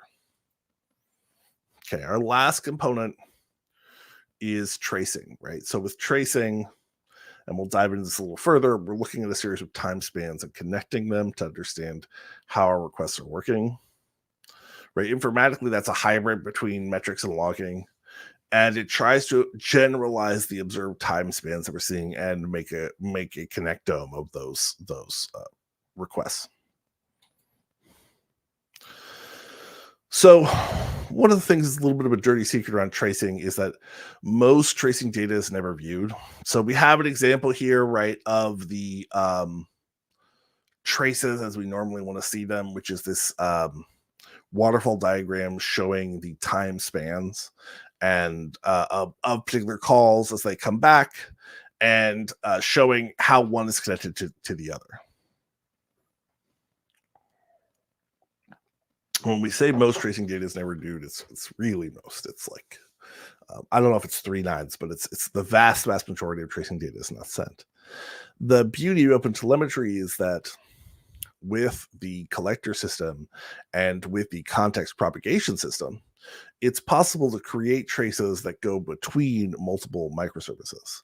And that is a really, really powerful tool, because as we send requests between multiple applications, the existence of a persistent system to grab that context and connect a trace is quite the superpower. It's one of the reasons that OpenTelemetry exists, because without an open standard for that context propagation between multiple services, it's very, very difficult to connect together a trace after the fact.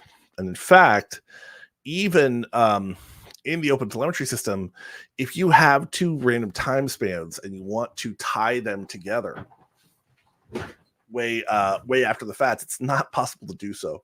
Essentially because that's a stateful thing to be doing. You have to keep some state to be looking for the other pieces of a particular trace, and it's computationally quite expensive. So there's workarounds, but essentially what you really want to be doing is passing around a context at the time the request is being passed around, so you can make connections as new spans are added to the trace.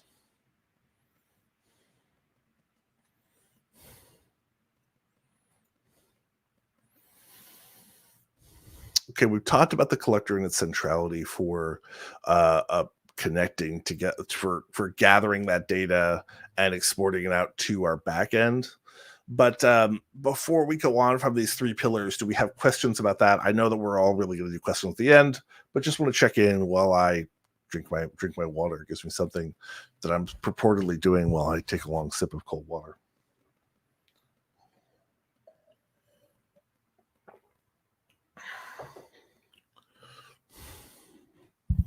All right, cool.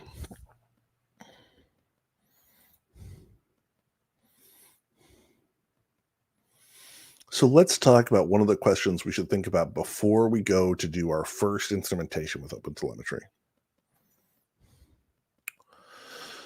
This is the concept of high cardinality data. So you'll see high cardinality data introduced by multiple people who work with observability as either a gift or a curse. So a lot of that's going to depend on how that particular team is storing data and how eager they are to get large amounts of data with a huge number of possible values for each field.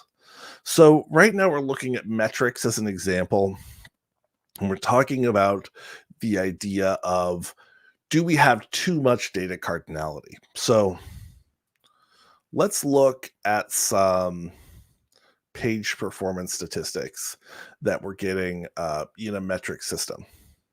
Right. So in this case, we have a bunch of detail in this metric. This might be like comma delimited or some other way delimited, but excuse me. We're getting metrics, and the name is this page value here, right? We're seeing how many times it's hit, what percentage of them are new, what their value is, what their time on site is. So this is like front end analysis metrics. Now we can say, hey, I wish I had a little bit more data, but I think we're looking pretty good here, right? We're getting some useful information, seeing useful patterns here. This is quite a bit less useful. I should have changed the hits value down to like 1 for each of these lines, but this data like looks similar at first, right? Until we start taking a look at like what path we're getting, right? Now, totally leaving out the fact that we maybe it's sensitive data that we're delivering as part of this path information. The bigger concern is this: our metrics are now no longer that useful, because since we're now including that user ID in the path, our ability to observe patterns in the performance of certain pages, certain requests, has gone way, way down. Now, we've also given ourselves a large data storage problem, right? Could be called sometimes metric explosion or namespace explosion, where we want to send, suddenly instead of trying to create a table with thousands of rows, tens of thousands of rows, we were creating millions of rows, and just, as time goes on, the number of rows expands forever. But beyond just the data storage problem, we really want to focus on this issue that we're not really able to see patterns anymore. We're having to go in and parse this data with regex or what have you to be able to see any kind of pattern within this data. We were a lot happier back here. But one thing I want to submit is that it's actually hard to say no once you start getting this very high cardinality data in. So while the purpose of a metrics database was to be able to give us high level information about how things are performing in general, it can be useful at first to say, hey, for user 20342, we have way more time on site. Isn't that interesting? So very often when I was having conversations, the first time I really started to see the problems of high cardinality data for an organization, and I would explain what had to happen, right? Which was, hey, we don't want to store this user ID this way. We want to store it someplace else. We don't want to send it as part of this metric ID. You would get organizational pushback because you had this data that was quite interesting, that showed an interesting pattern or showed an interesting anecdote for that row. And so you even have examples where when the only metrics available is this, full path, it's like, hey, you also want to be sending metrics, or you want to have metrics available that are just how page requests are performing in general. And you would get pushback on that to say, hey, what if we didn't send that fully, I want to send that full path because that's what I want to see, and I don't want to see higher level metrics than that. The solution there is, hey, you want to send multiple pieces of metric data. You want to send summary metric data, which is totally possible.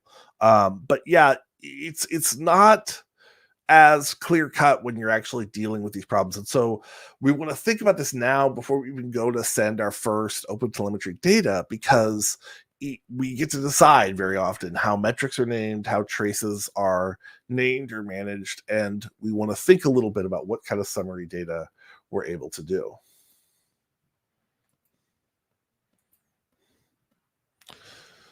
So it's possible within OpenTelemetry to use code to deal with this kind of high cardinality data right at the outset.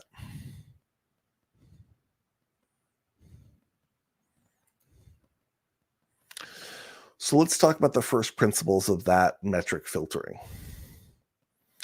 OpenTelemetry instrumentation, like any code level instrumentation, lets you send a lot of data rather easily. Some of that data is noisy, some of it is sensitive, some of it is good but needs tweaking. And when faced with a data collection problem, it would be ideal if we could solve it without having to commit any code changes.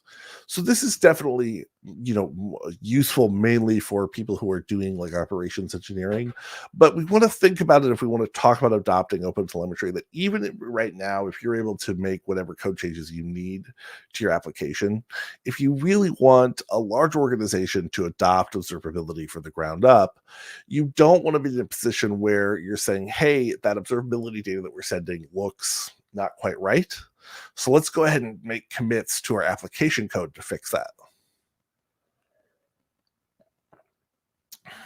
And I think when you put it that way, it does seem kind of self-evident. Like, yeah, we don't want to send that data.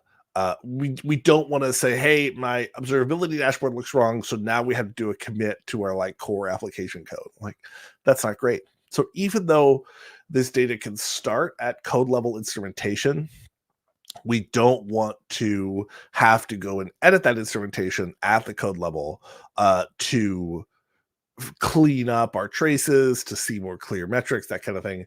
We'd like to be able to process that someplace else. So in this example, I've set just a little bit too much data. So this is me adding some manual code instrumentation to our application. So it's just this little dice roller demo app that has had some code added to go ahead and manually add OpenTelemetry traces. And some of that, like on line 14, where we add a user ID, makes a ton of sense. We're saying, hey, it's anonymous, we don't have a user ID. Hey, what are we doing here? We're rolling dice. We want to add a parameter there with the number of roles that we're having. But then we're actually also adding a user database key, which is maybe not quite so good to add to our trace. So OpenTelemetry has automatic instrumentation, so we don't necessarily have to do this every time. In fact, we don't have to do this every time. We're going to start with the data that automatic instrumentation gets us. But in this example, albeit slightly contrived, we are saying, hey, let's go ahead and just add a few, let's create a trace manually, and let's add some attributes to that trace. But our issue is that we're adding a little bit too much to this, and now we have things being sent that we don't really want. Now, to talk just a minute about sensitive data, I'm not going to dive super deep into that for this talk, but we do expect it should be completely possible to engineer an extremely secure system for observability data. That said, we don't want to be sending PII or sensitive data as a general policy, right? So we don't want to be in a situation where we're having to be as worried about our observability data as we are about all of our production data, because we generally are shipping it out to some other database. So highly sensitive data, it's just a good idea not to be sending it. The other question is, why would you send it, right? Like, hey, I don't need to store, password hashes and other pieces in our observability tool. There's not a reason to do that. So don't do it, right? So that's why we want to get that under control. And again, database key, unlikely to be our biggest concern, but worth looking into controlling. So a common system for OpenTelemetry collectors is to have multiple running collectors within a fully fledged architecture. And this is critical because it lets us, if we can filter at the collector level, we can make some smart decisions about where and when we want to filter. For example, our edge services can sometimes generate a huge number of URLs that are being requested, seeing as maybe those include things like geodata and other stuff that is a little bit extraneous. And so what we want to do is say, hey, we can have the collector that is collecting from those edge services be the one that is filtering. The other reason this is key is I just wanted to come back to this idea that the OpenTelemetry collector is a bottleneck. It really shouldn't be. We're using this OTLP communication between services and the collector, and we're using that again to communicate out to like a master collector, a sub collector, main collector, a sub collector. And so this is a perfectly cromulent way to collect and send data. So we shouldn't expect that a single collector is a bottleneck on our send service. And also, if we're adding in calls, like you saw in the last slide, to send traces, we shouldn't have a collector super far away within our network that it's waiting on, maybe seeing failures from as it tries to send data. We want to have a collector that's nice and close to that system. So within that collector, we have three general categories of services. We have receivers, processors, and exporters. So the receivers are what can make the collector fairly omnivorous. I'm not going to go too far with that because things like Prometheus data still need some kind of control and conversion. But then processors are able to, sort of where the magic happens, we're able to say, hey, we don't want to send this data. We want to normalize this data and its labeling. Again, that processing is not able to control every single piece, not able to do things like tie together traces after the fact. But obviously can do batching and sampling for us, and then we can export out, right, to statsd via OTLP. We can export out to any data store that supports OpenTelemetry, and we can do Jaeger as well. There's a ton of other exporters available, and notably, I didn't talk about logs here, but logs can be their own pass-through here. There's a ton of logs receivers. So what we can do at that processor level is we can filter by attribute, and we can say, hey, these are these like dev users that we've set. We're going to look for their attributes, and we're going to drop data with those attributes. So some stuff to remember about filtering. And again, if we're just doing our startup as application developers, we don't need to master the filtering ins and outs. We want to be aware of this stuff so that we're not asking things later of filtering and processing that aren't as easy to do. So once a span is hit, an attribute that will filter, later conditions won't be checked. Conditions are chained as or, so any matching conditions cause filtering. And if all spans for a span are dropped, the span will be left. If all span events for a span are dropped, the span will be left intact. So if we have a data span that says, hey, this call took this amount of time, we have 12 events on there, even if we filter every single event, we'll still send that span. And but that's not true for metrics, right? If we say, hey, this metric data point dropped here, this metric data point dropped here, then no metric gets sent, right? Because there's not a null value metric that gets sent. And then the last piece, and this got cropped off just a little bit, is that processors are in a pipeline here. So processors run from left to right. And so you can say, hey, I want to filter all this PII before I do things like transforming labels or normalizing labels. So sorry, this processors here was supposed to show that there's like a series of these deny lists, filter doing this, and then maybe a batch processor at the end. So let's talk in a little more depth about how distributed tracing happens. So, right, the goal of our tracing is this waterfall chart like we discussed previously. And what we want to do, let's step through this process. Sorry, about this slide a second. We add a trace header somewhere to indicate the start, as we saw in our example code. We pass around a header with that request. And then we have collector side logic that ties those traces together, right? And so while we can't manually say, hey, we want this particular span to be part of a trace, it is collector side logic that connects together those components when they were all originated with a particular trace ID. And the goal of tracing, right, is to get this waterfall chart that shows inheritance of what components called off what. Now, along with those three pillars, there is this concept of baggage. So this is sort of something that we got for free with the idea of distributed tracing.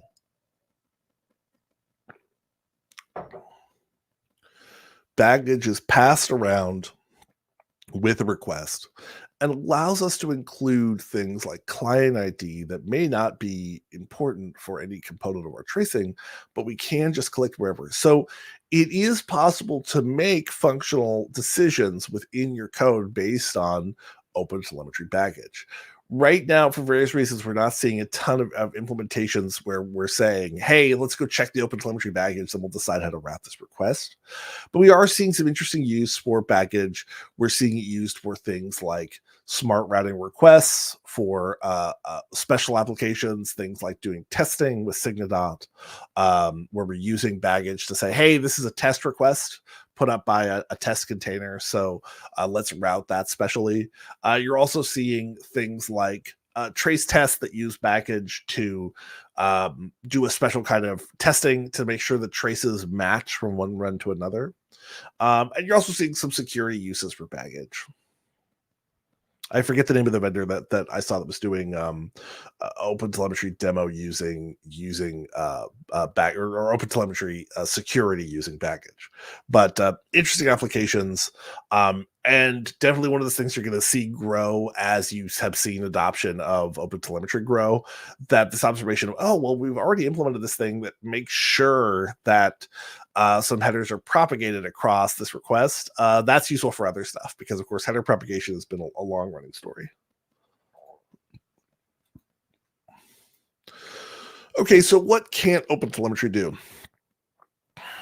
So these first three are these things that sort of, as the OpenTelemetry project comes to be born, you know, it's connected with CNCF projects, and therefore there's some knowledge right at the start that we're actually not trying to create something open that is a competitor to existing observability application performance monitoring tools. So OpenTelemetry doesn't compete for the art of storing data, creating dashboards of those data, sending out those notifications. So when we have this last stage of sending data that you can see back on slide 10, right, where data goes out from the collector to a time series database, a trace database, to column stores, this stuff at the right here is not part of the OpenTelemetry project. And so OpenTelemetry project is agnostic about where you send that data and how you're going to view it in dashboards, which means that stuff like notifications, right, are also part of usually that service. So that's not part of the OpenTelemetry project. So, who's going to call me about this stuff going down is not part of the OpenTelemetry project. And then a third component is synthetics, which I've never loved the term synthetics. I just don't think it's a name that immediately evokes what it is. But we've talked here entirely about getting data from inside our code base and using that to observe how we're performing. But we all know that if somebody tells us, hey, the site's down or users can't log in, the first thing we do is not generally, sometimes we are going to check logs or check something from inside the system.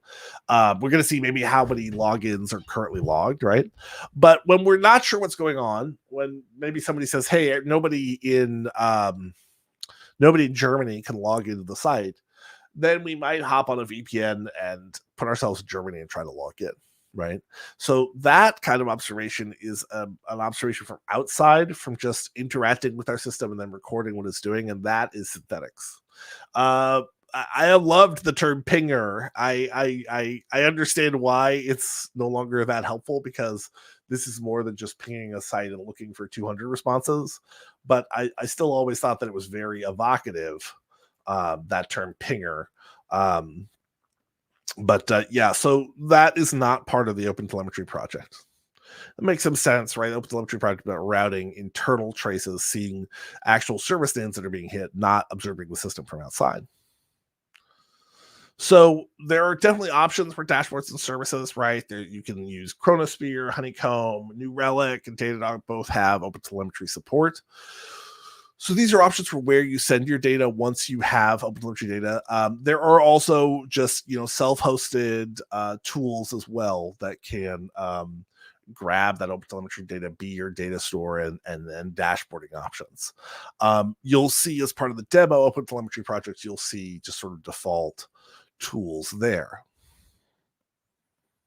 One of the issues with using a self-hosted option for this is that a significant concern should be, as you really go deep with a self-hosted dashboarding and self-hosted notifications and self-hosted data storage, is that you are increasing the chance that your observability tool is going to go down when your system goes down. So, of course, you can do self-hosted tools like Prometheus, like Signaz, for tracking your data, but you want to be concerned if you're self-hosting that it's not unavailable the moment that your main system is, so you're going to want to have some separation of concerns there. So how far can synthetics take us? This is, we've got to pay the bills, folks. I'll just speak very briefly about Checkly.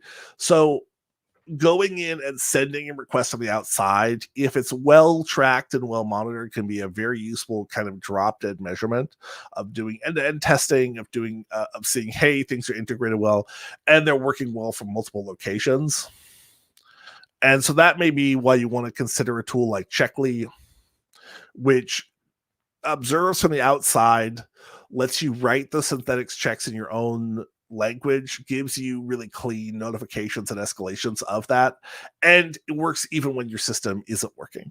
So while it's incredibly useful to use an observability tool that does code level instrumentation to say, hey, how are things going in general, let's dive really deep into a particular problem, we want to have some kind of backstop that says, hey, totally independent of our system, how are we working? We don't want our users to be the source of those checks to tell us when things are up or down. Okay, folks, that's been my time. My name again is Noshinika. I'm here from Checkly HQ. You can find me almost everywhere at serverless_mom, serverless-mom on GitHub, but you get the idea. I think it's just serverless mom, all one word, on LinkedIn. But let's open up the floor to questions if we have them, so that we can step through this. I have to go to a different slide because I can't look at my own face for the answering of questions.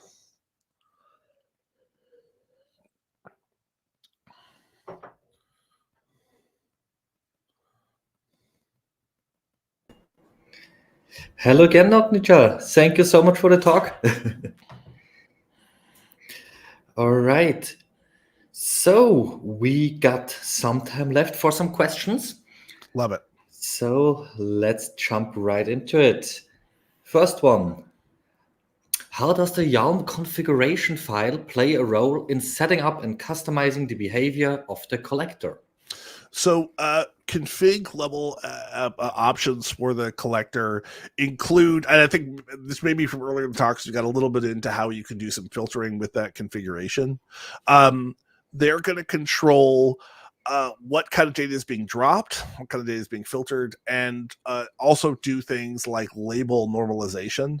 So don't think this so much. This can be the clamping of like high cardinality data to say, hey, if you see metrics called, access /page /ID, stop there. Don't give me the full ID of that page value. You can also just run into these things, which frankly are just part of the ground game. As you're getting things like spans from multiple sources, you can say, oh, well, you're coming out of different languages, right? So the capitalization is different on these two labels, and you just say, okay, just normalize that between these two, convert them both to snake case, right? And so that is one of the things you're able to do with that config. Obviously, there's a ton of other stuff, including how you're importing and exporting your data and where it's going. But this is the stuff around filtering and normalization that we were talking about. Thank you so much for that answer. Next question. What considerations should users keep in mind when sending logs through the collector? That's a great question. So when sending logs to the collector, so you want to be aware of what kind of overhead you're entailing with sending on logs.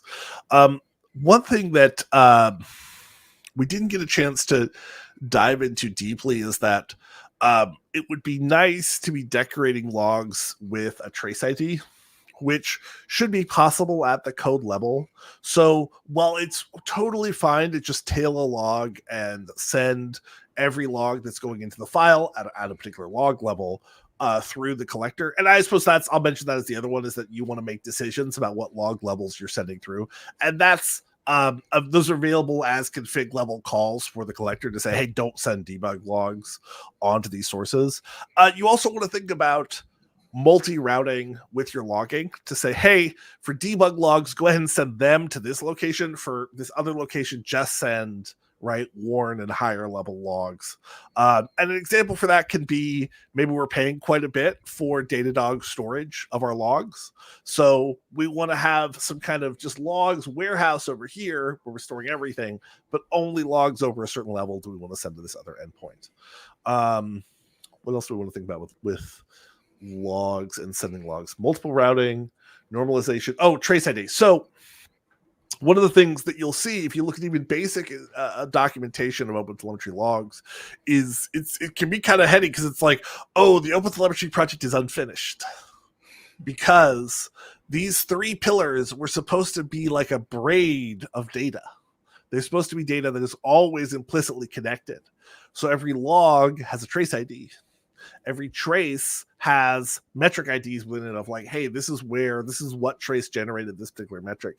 And every metric, now, so here, when you say it, it starts to break down a little bit. You're like, every metric has a trace ID? Every metric has a log ID? Like, how is, hey, we sold one more item, increment this metric by one. How is that connected to a trace particularly? So,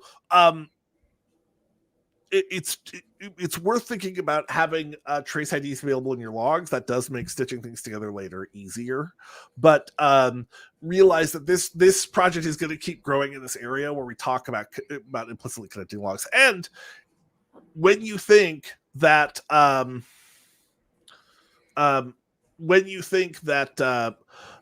you are gathering that a lot of organizations are just using logging now as 100% of their observability tooling, you realize, there are these three signals. You don't need to weight them equally, right? You can absolutely have a very effective APN tooling with just traces, right? Which you see a lot of Jaeger shops are doing. So don't think to myself, oh, well, now I have to be sending logs, and certainly then I have to be sending metrics. If you don't have a clear case for metrics, then you don't need to worry about it until you do. So, yes, we want to include them all, but that's not a necessary step in the process. Right. Thank you for answering also this question. And we jump to the next one. What about the bad sides? What are the downsides of OpenTelemetry? What features are you still missing in So, OpenTelemetry? in terms of downsides of OpenTelemetry, I think OpenTelemetry includes automatic instrumentation libraries, which work quite well. So that generally, there are going to be closed source vendors who have been, maybe if you've been using them for a long time, they do automatic instrumentation. You're going to say, hey, they're doing really well at automatically instrumenting the system. You want to go ahead and test what the OpenTelemetry SDK for that framework, how it's doing for you, right? If you're expecting to get particular traces of a particular type, you want to know that they're competitive with that. In general, the other, I wouldn't say necessarily weakness of the OpenTelemetry project, but worth considering is, where does that data go? And saying, oh, well, my current closed source SaaS APM vendor supports OpenTelemetry, so we don't have to worry. Look into that statement a little bit. Experiment a little bit with how well that dashboarding and storage tool is going to perform for you. And yeah, I've written about this. Other people have written about this. That the idea that this vendor that you're already using, maybe with some closed source tooling, is going to support your adding OpenTelemetry data just fine. Maybe not. So you may have a totally satisfactory experience there. You may not. What features are still missing in OpenTelemetry? So that all that data storage and dashboarding and stuff, that's not part of the OpenTelemetry project. So it's not like whether that's like a missing feature. Some of the really nice filtering stuff we would like to see that does seem possible to do statelessly is being implemented this year. So we're going to continue to follow that. We're going to see a standardized language called OpenTelemetry Transform Language, or OTTL, that is going to grow in maturity this year. But that's a pretty specific issue. But it is something that if you jump in as a big org, you're going to be aware of and going to be tracking as it develops.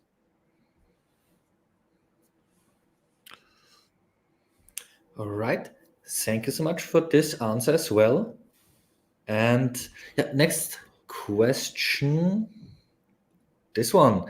Does OpenTelemetry integrate with other monitoring and observability tools? Cool. Yeah. So I touched on this a little bit previously about the integration with how you are where you're sending data, that you may want to check into how that really works and how it functions. So one of the questions that you should have for using, especially like Datadog, is, okay, it will take OpenTelemetry data, but where's it actually going to show it to me, right? Another question is how will it integrate? So Datadog, again, had this issue this year where they were trying to kill certain parts of the OpenTelemetry project, where they were saying, hey, we want to have some Datadog traces show up in an OpenTelemetry dashboard, and they were trying to like prevent that from happening through some fairly underhanded means. It was all written about in the register. This is not my story, but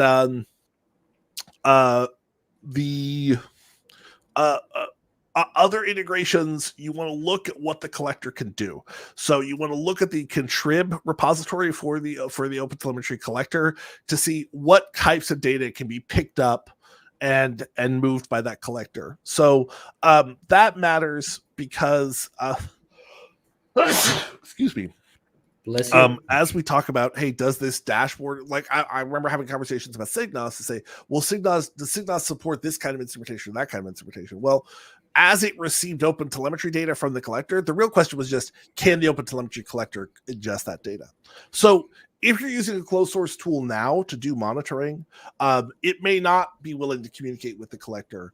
And so therefore you can't send it into an OpenTelemetry dashboard. So you want to look into that. If it does, then yes, you shouldn't have a problem. And any logging tool that you can think of, that there is an ingest tool for the collector. All right. Thank you for this as well. And we got one more question in the backlog, which is, are there any downsides to Checkly? I work for Checkly, so no. But Checkly is expanding out into letting you write your checks in your own language and just write checks like in Python. Go ahead and push them up and use them in your native language. Writing checks in Playwright, right, to do page checks. I would say the thing to think about when you're looking at a synthetics tool is how clean the scheduling and like multimodal checking happens of your pages, and then how well is it set up to actually notify you that you have a problem, and do things like escalate notifications, do things like, hey, we tried to text you, just like the organizers of this conference tried to text me this morning to say that I needed to join my session.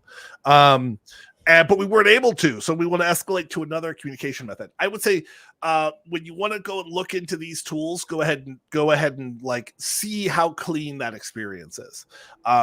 And so, there's other tools out there. They're great. I think that Checkly really, really has a very mature experience for that piece. And yeah, I think it's really worth thinking about synthetics, not as this is the end all and be all of how you do monitoring, right? You're going to do some logging, you're going to do tracing from inside your own system, and those make a ton of sense. But I think it's worth thinking about a synthetics tool if you really want to know and sleep easy. And for a long time, when I was first learning synthetics, I was taking on little development contracts, and I would leave a synthetics monitor running on their system, and I was running on their system. It was running externally, right, and just checking their site. And it was nice. I made a lot of money that way because I would hit them up and I would say, hey, your response time is really dropping. Do you want to get, contract, for some more hours to take a look? And I didn't have to go and check the site to see that, right? I could just say, hey, I have this report, and here's what I've seen over the last few weeks. And that was so nice. That was so clean. So even, from the very tiny to the giant, synthetics can be very useful. So almost like a passive income. Yeah, right. You're going after an active income after that. But yeah, it was really nice to have that stuff available. Awesome. All right, then thank you so much for the talk. Thank you so much for getting up for us and also for answering all our questions in the Q&A. If you got some more resources, feel free to send them to us. Then we can include it in our recap 2 days later. And yeah, hopefully see you on Thank another you so much for the Live Day. questions, everybody. Those were really great. And thank you so much for joining. Thanks. Bye. All right. And yeah, this was actually the final speaker of the day, but we have one more in the pipeline. One of our community partners joined us for a small interview. And I would say best way would be that they introduce themselves. So very welcome, PyLadies Berlin. Hello. Hello. Hi. Thank you so much for joining. How are you? Wonderful. Very excited. Very excited. Thank you for the invitation. It is a pleasure to be here. Likewise. All right. Then I would say let's just start with you explaining what is PyLadies? What is PyLadies Berlin? I guess we're beginning. Do you want to go? So we are an international, a global community organization to support people from underprivileged groups that are programming in Python to get better access to learning, a mentorship program to help them get ingrained, or to help the people that reach out and help people to learn more about Python.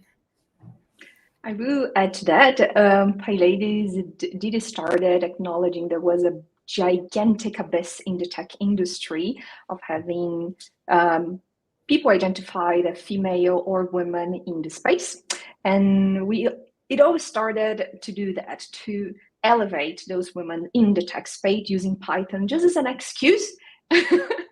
But it's like there's so much you can do in the tech space that is not just coding or just Python, but we do focus on that because we also understand how important it is for us to grow in our career. Nowadays, we also acknowledge the importance of diversity and systemic issues that go way beyond just gender.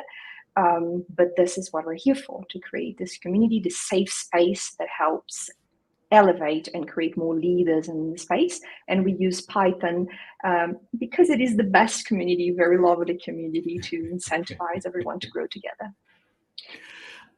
Yeah, I think nobody in the audience will disagree with you today on Python Day. So yeah, thank you for this introduction. So you mentioned mentorship programs and also like events or even meetups. Is there like a regular schedule to follow, or how do you handle this? Yes. So we do our best to make sure that we have events happening every month. Sometimes we'll have it more than once a month. Sometimes we'll jump a month because of summer, Everything is done by the free time of the organizers, what is really nice because we're really there to support our communities.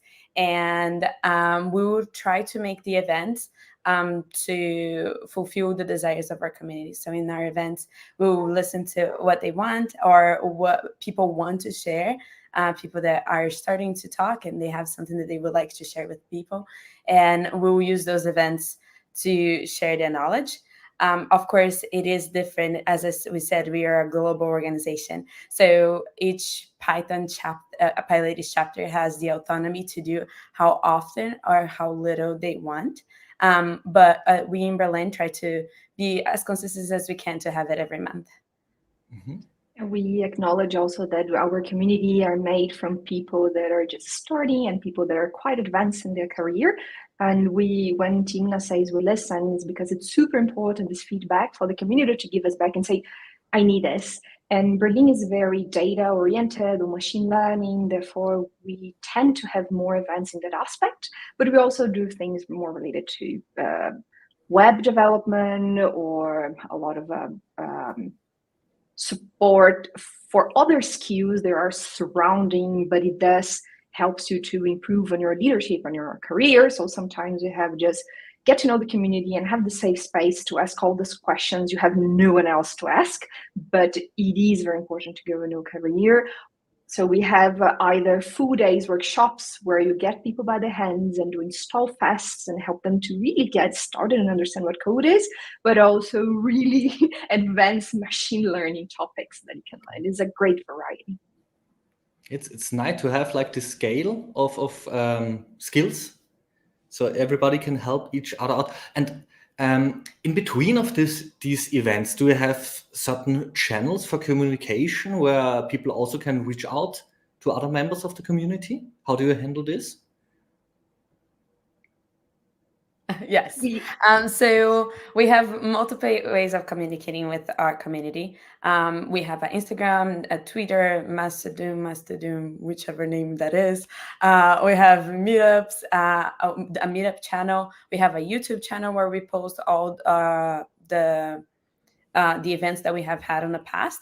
But our main middle of communication is Slack. We have a global Slack channel that we all in PyLadies share, which makes it easier for us to communicate throughout different chapters and throughout the whole world. And everybody is welcome to come and join. And then when you're inside of our Slack community, you can find the chapter or the place closest to you. So in our case, people look for our City Berlin hashtag and they come and participate with us within that. And this is the main place where we communicate with our community. And also, like, we have channels for a lot of different things. You know how Slack is, to support you in different areas. So for example, as Paloma just said, we are very data driven, right? So I participate in like data engineer channel and preparing for interviews in data science channel. So we have different levels like that, or we have channels for job search, or companies that want to promote jobs that they want to have more inclusive people in applying for. They will come and post those jobs for us too and make it available for our community. So yeah. And to improve our transparency, in the past year, our organizers meeting are also open. We always post in Slack. In the meetup, you will find all of our events, but in the Slack channel, you find more of those organizations. You can propose events. We're here to support you. As Timna said, we're all volunteers and everyone is welcome to propose their own events. And our organizers meetings where you can ask all those questions directly in video or just with audio to or chat for the main organizers that have been here longer and can support you to either propose something or ask for support or some other things. Awesome. We already posted your Slack channel in the chat from the streaming event. And so people can reach out to you. And talking about reaching out, what is the process of becoming a member of PyLadies Berlin? Are there any restrictions? How to start as an interested potential member? I can share with you really quickly how I got involved, and that will show you exactly how it works.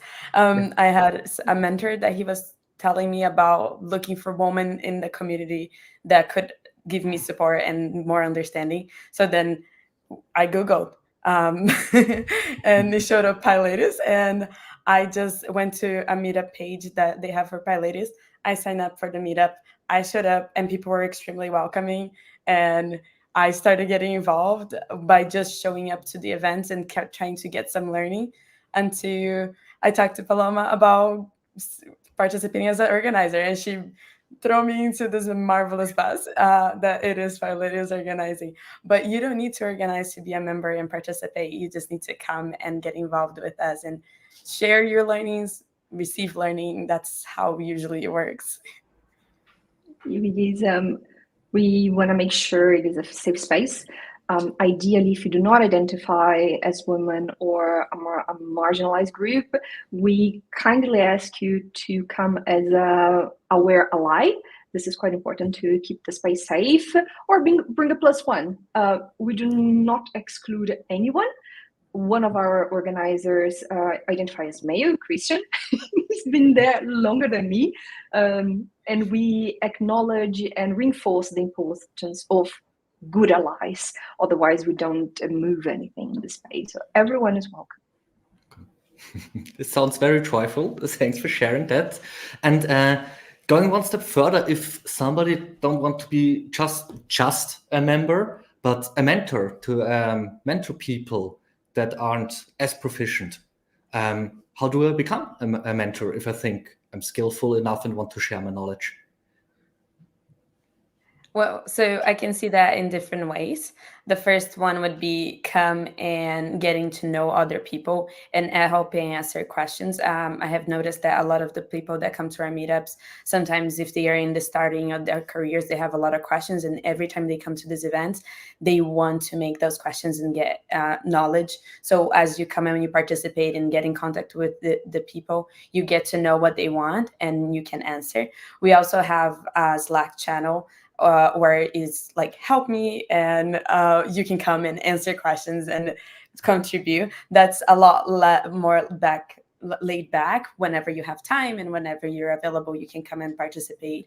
If you're more committed to it, you're more than welcome to come and share your knowledge by giving talks to our communities. We are always looking for new people that can share their knowledge and would be open to give talks on talk evenings or giving lessons like mentoring a group that wants to learn about the beginning or deep learning or whatever they want to learn. If somebody is willing to give workshops and things like that, they are more than welcome to do so.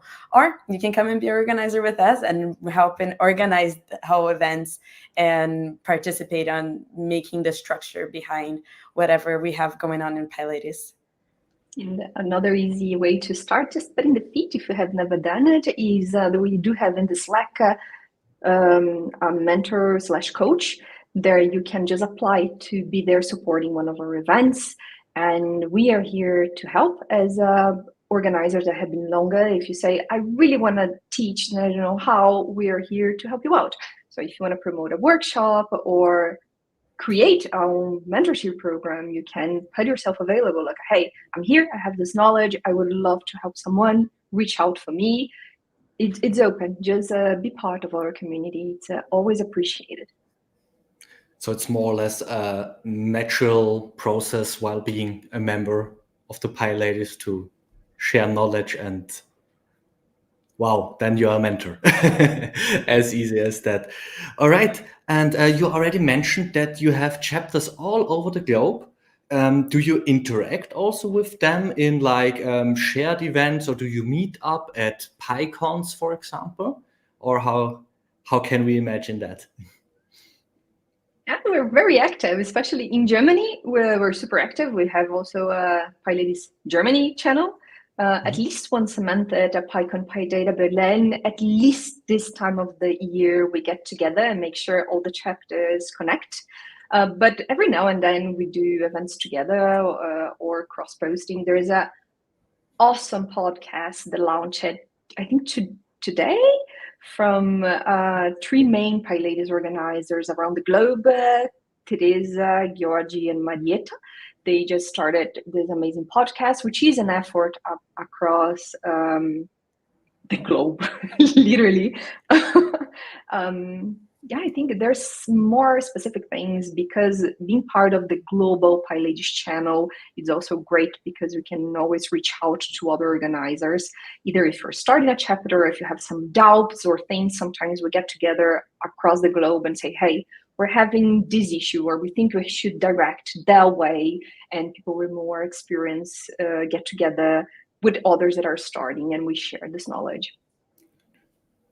Also, I think it's really nice to highlight that we had our first PyLadies conference this year, a global conference. It was an online conference, and we're very excited. It was in the beginning of this month, and we really hope to keep on going and having more in years to come, because it's really nice to have our community get together and highlight the amazing people that we have inside of this community. It's always nice to see how many like-minded people are there globally. Yes. Yes. All right. I actually ran out of questions, so now is your space to add anything that I forgot to ask about, anything you want to say to our community, or just give a shout out and encourage people to join your community, whatever comes to mind.